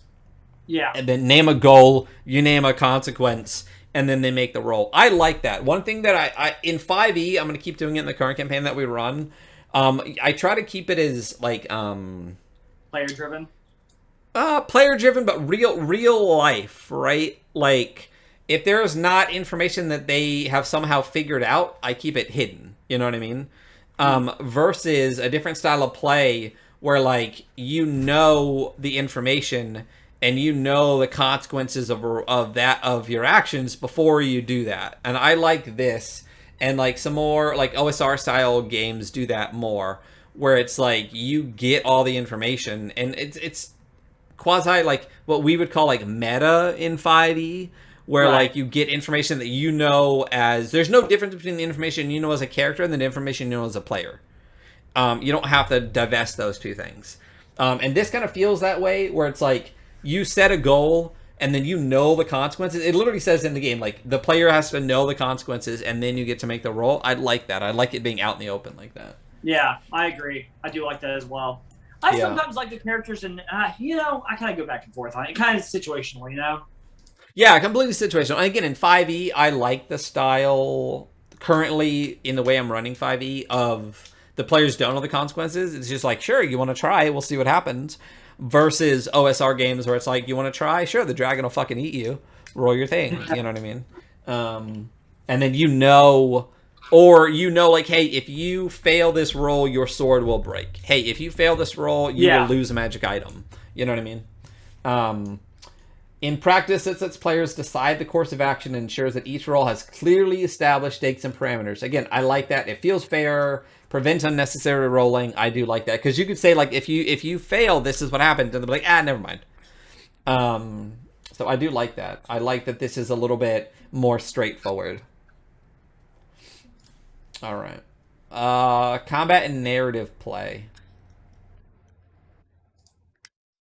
When combat takes place in narrative play, what's up? I was just messing around on the ComCon real quick. There's one other thing in ComCon we did not look at. I'm just realizing, but we can go back to it. Okay. Well, we still need to build a mech. We could. How about with like 20 minutes left, we'll go through this combat and narrative play section, and then we will. Let's go build a mech to wrap the stream up, and then we'll pick the rest of this book up later. What's crazy is this book is 400 pages long. Like, we're not going to be getting through all of that. We're literally on page 48. So we'll look at how much of the rules we have left versus how much is just like compendium and lore and stuff like that, and see. Well, let's flip through section 2 a little bit more and see what's after this. There's the downtime stuff. Right. Talks about getting reserves and stuff. Yeah, downtime actions. One of which is get a damn drink. Oh, and that's the end of section 2. So yeah, why don't we just cruise through section 2, and maybe let's do a mech next week to start off, and then we can talk about mech combat with the mech that we built. I think it's good. I think we should both plan next week to build our own mechs and maybe do it at license level 3 and build out like a full license level 3 mech, and then we'll talk about mech combat. Cool, let's do that. So let's cruise through the rest of section 2, and then we'll go over mech combat next week. And if we end a little bit early, maybe we'll see what happens. We'll see how much is left. Yeah. Okay, combat and narrative play. When combat takes place in narrative play, the normal rules apply to skill. This allows combat to play out more like a movie than. So basically, you're just doing skill checks with combat and narrative play. So Ava Rice is negotiating with the Black Star Bandits, trying to secure the release of a hostage they've been contracted to rescue. The negotiations go sour when Ava fails her skill check to charm the bandit captain, and the bandits tell them to drop their weapons. Ava decides to shoot the closest bandit, hopefully giving her a chance to flee. Since she has the element of surprise, GM decides to roll. The roll isn't risky. Ava rolls 15 on her skill check, gunning down the bandit and getting away with no complications. So combat is just skill checks. Yes. Okay. That makes sense. Like other skill checks, failed combat rolls. Dies, you know? Yeah, because you're not worried about HP so much and stuff like that. Well, I mean, it looks like there is a little bit of hit points, damage, injury. Like other skill checks, failed combat skill checks can't be repeated until the circumstances change. Yeah, that makes sense. Okay, so hit points, damage, and injury. The pilot's HP is most relevant during mech combat, but they can also get hurt. So yeah, you shoot something, it dies. Something shoots you, you lose HP because you actually have a stat for that. I like this because that means that in narrative combat, you don't necessarily, since it's narrative, you don't need to have a bunch of like stat blocks for monsters and stuff like situated. Like you either like just have 5 HP guy, you know? Yeah, or even just like you shoot the guy like and it's a 15, sure, like he's dead. You shoot the guy with like just a 10, maybe you wing his arm and that's it. But I wouldn't like track points or anything on that. That's cool. Yeah. HP doesn't equate directly to a certain level of injury. It represents how far a pilot is from death. Not only in terms of bodily health, but also in terms of their ability to duck, dodge, and avoid damage. Okay. So HP in this is really like a broad, just like life and ability kind of thing. Yeah. So here's what damage looks like a pilot narrative play. So minor damage, 1 to 2. Being shot in the arm, stabbed a little bit, punched, hit by a flying rock. Major damage 3 to 5. Major damage might be like deadly assault, heavy weapon, long falls, toxic gas, exposed to the vacuum of space. Lethal damage, it's lethal damage. Yeah, I don't know how to. You fucking die. Like you fucking die. You fucking die.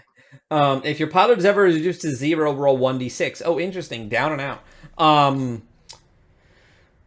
On 6, your pilot barely shrugs off the hit, or it's a close call. They return to 1 HP. On 2 to 5, your pilot gains the down and out status and the stun condition and remains at 0 HP. They're unconscious, pinned, bleeding out, or otherwise unable to act. If you're in mech combat, they're stunned and their evasion drops to 5. If they take any more damage from being shot in the head, for instance, they die. On 1, your pilot's luck is run out and they die. So basically, down and out rolls. 1, you're dead. 6, you're not dead. You get 1 HP back, and everything else, you're basically you're down. Basically, like comparing that to 5e, it's kind of like that you're not dead, but you're on the ground, prone at 0 HP. Right. So okay. Oh, on a roll of 2 to 5, you can choose for your pilot to die. Interesting. I mean, narratively, if you want to have like a solid death scene, you could just be like, right now would be an amazing time for my guy to die because I would have died from Hunter's collateral damage. So I die. That's pretty cool. I like that. It gives them some freedom to have some like epic moments potentially, and also somewhere in this book, it's going to talk about cloning as an option. And you could say that your pilot can be cloned, so even if you die, and that's optional. So like, you'd be like, I choose to die because my pilot's going to come back as a clone, you know? Yeah. Oh gosh, what is the spell in 5e that lets you have clones? Simulacrum. How do you say the fucking word? Simulacrum? Yeah. Simulacrum. Yeah. Yeah. Look at this piece of art. This, I can't remember who this reminds me of really bad, but there's a guy on Instagram I follow that has his own setting, but it looks kind of like Russia, like open lands and stuff like that, random people. Totally. But then like a mech popping up out of it. I don't know if you know who I'm talking about. No, I haven't seen that, but I'll send you something of it. But like this, it's basically just like a bunch of pilots like walking through what looks like maybe like high wheat, and then just like a freaking 15-foot mech walking with them. And that's definitely Gibby from Apex right there in the front. Dude, it is. Yeah, I'm on page 49 in the book for those looking at the Lancer Hey, if you RPG. look on the back right of the 49, that's the other big guy um, from Apex. Like the girl up front looks like the healer, and the guy back right looks like the big Samoan tank guy from Apex. Yeah, Gibby in the front right. Like the I very thought you front. were the girl right in front, because the girl right in front looks like, I don't remember the character's name, but who's the healer that has the medic one? Oh, I don't know, Bangalore or something like that? No, Bangalore's a really lame one. I remember that one. I don't remember who the healer is, but Gibby Bangalore's is the like, one. gotta run and gun, lock, drop, load them, and you're like, what are you saying? I haven't played enough Apex, but yes, exactly. Like the big guy in the very front is definitely the Gibby, like the big tanky. Yeah, Yeah, that's one hundo Gibby. We should play Apex sometime. we should definitely play Apex sometime. I have it. Chris has it. I also have it. Let's do it. You know what I missed too? This is super random. Necropolis, dude. Dude, I haven't played it so long. We gotta. If it's on Steam for sure, I'm buying it. We'll see. It must be on Steam. I don't know. We'll see. So, all right. So downtime, and then we'll wrap up the stream for today. So pilots are people, exceptional people, but people nonetheless, who have lives to live outside of their mechs. It's assumed in Lancer that your pilot has plenty of business to take care of. You got shit to do. Some stories don't have downtime. Structure and freeform play. Downtime actions versus freeform play. I would probably run this more as like freeform play. It's more like if you want to act out scenes and stuff, or third person narrate something that happened in your past. But we can look at downtime actions and stuff. For the purpose of downtime, it isn't just to prepare for the next mission. It's also for players to tell personal stories, advance plots. Yeah. You can't always be fighting in a mech. Yeah. No, time you and have downtime. to be a person. Yeah. Oh, this is talking about reserves a little bit. Downtime can be used to prepare reserves for the next mission. Reserves cover anything being held as an advantage for the next mission, including extra supplies, gear, support, bonuses, allies, everything. So yeah, reserves are just the bonus stuff beyond what you normally can prep, like basically your standard gear. Okay. Here are some examples of reserves. Etcher, it's an NPC basically. Etcher Ronin. During downtime, Etcher negotiates with the powerful boss of Red Dog Triad, a local crime syndicate. Etcher knows his next mission might take him through Red Dog territory. He makes some checks and some promises, and gets in the boss's good graces. The GM gives Etcher's players some reserves, some extra weapons, including a signature weapon, backing, which means if anyone messes with them, the Triad's got their back, and some information. That's cool. I really like that. That makes a lot more sense now. I would have put this section with the reserve section previously, so it makes a little bit more sense. But there's a lot of referential stuff in earlier sections of this book where it's like, you'll see this on page 90 or page 24, which is pretty typical for a tabletop book, you know? Yeah, that is true. Another example of Robert. Roll table for resources. Yeah. What? Let's see what our resources are. All right. 16. Safe harbor. Guaranteed safety for meeting, planning, and recuperating. Okay, that's nice. For the party, we literally get an actual safe harbor since we're pirates. Yeah. I forgot we're pirates still. We're pirate scum, dude. Don't forget. Reserves is a big deal. That's what they're talking about here. Oh, mech equipment and gear. Let's do another roll. 1 to 20. 13. Systems reinforcement. +1 accuracy to skill checks made with one skill, whole agility system, or engineering for the duration of the mission. For the whole mission. That's a lot. Yeah. I haven't played yet, but it feels like a lot. That seems like a lot. I mean, that means if you have 1 accuracy on that check already, you roll 2d6, pick the highest instead because you have 2 accuracy. That's awesome. Now, you know? That's awesome. A d6 is a lot to add to a 20 too. A d6 is a lot. Yeah. Yeah, that's literally a lot. That's almost a third of a roll. It's like 3.3. Yeah. All right. Tactical advantages. Let's see what we get for that roll. 12. Bombardment. The ability to call in our artillery or orbital bombardment once during mech combat. Wow. That's pretty dope. Range 30 support. Within line of sight. So not even within sensor range. Within line of sight, range 30. Blast 2. 3d6 explosive damage. That's a shit ton.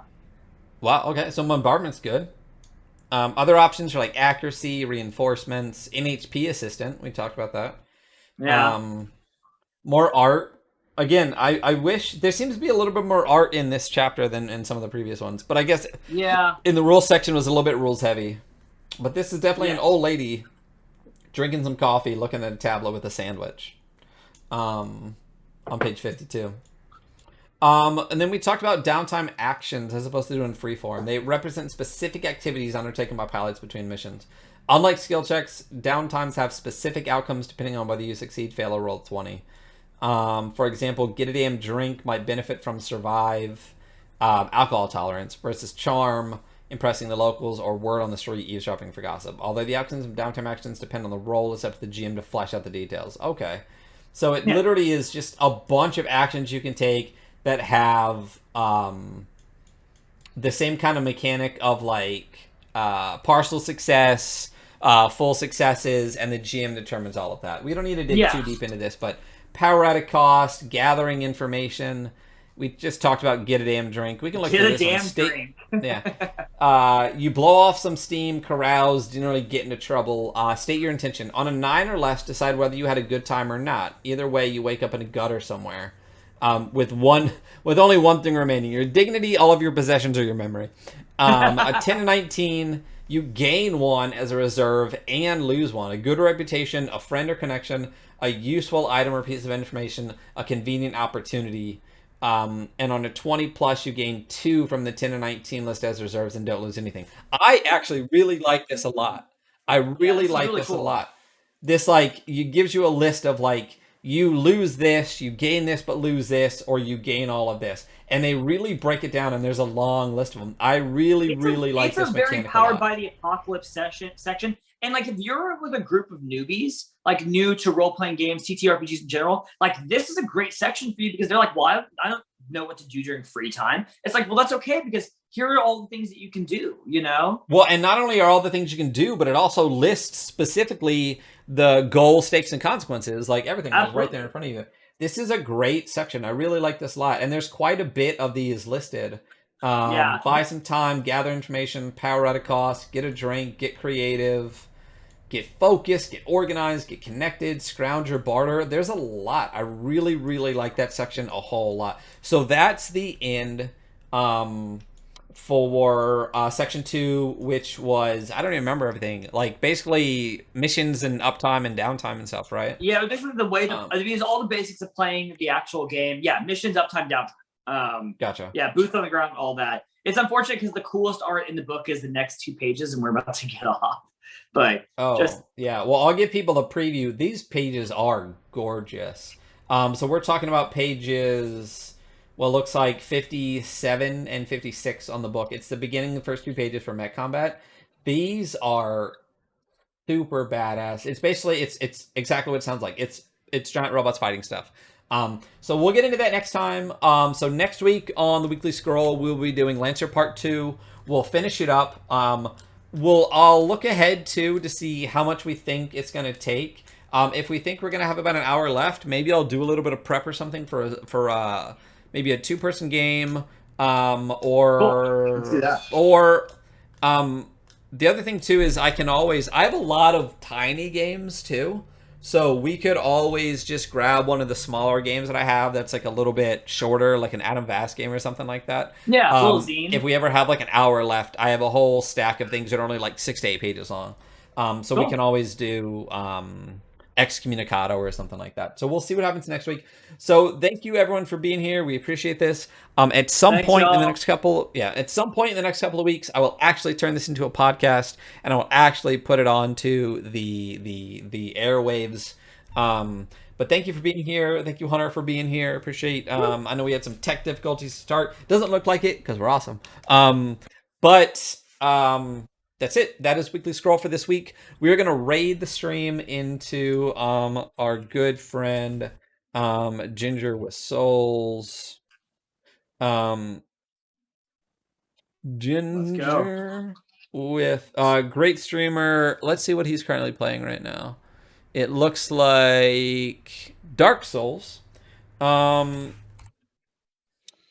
So we will rally that up. Stick around for that raid. I'm going to kick to the ending screen so you can hear some more of that sweet, sweet 8-bit music. And we'll talk to you all next week for Lancer Part 2. Thank you so much for being here. Have a wonderful day, everybody. Bye. Farewell.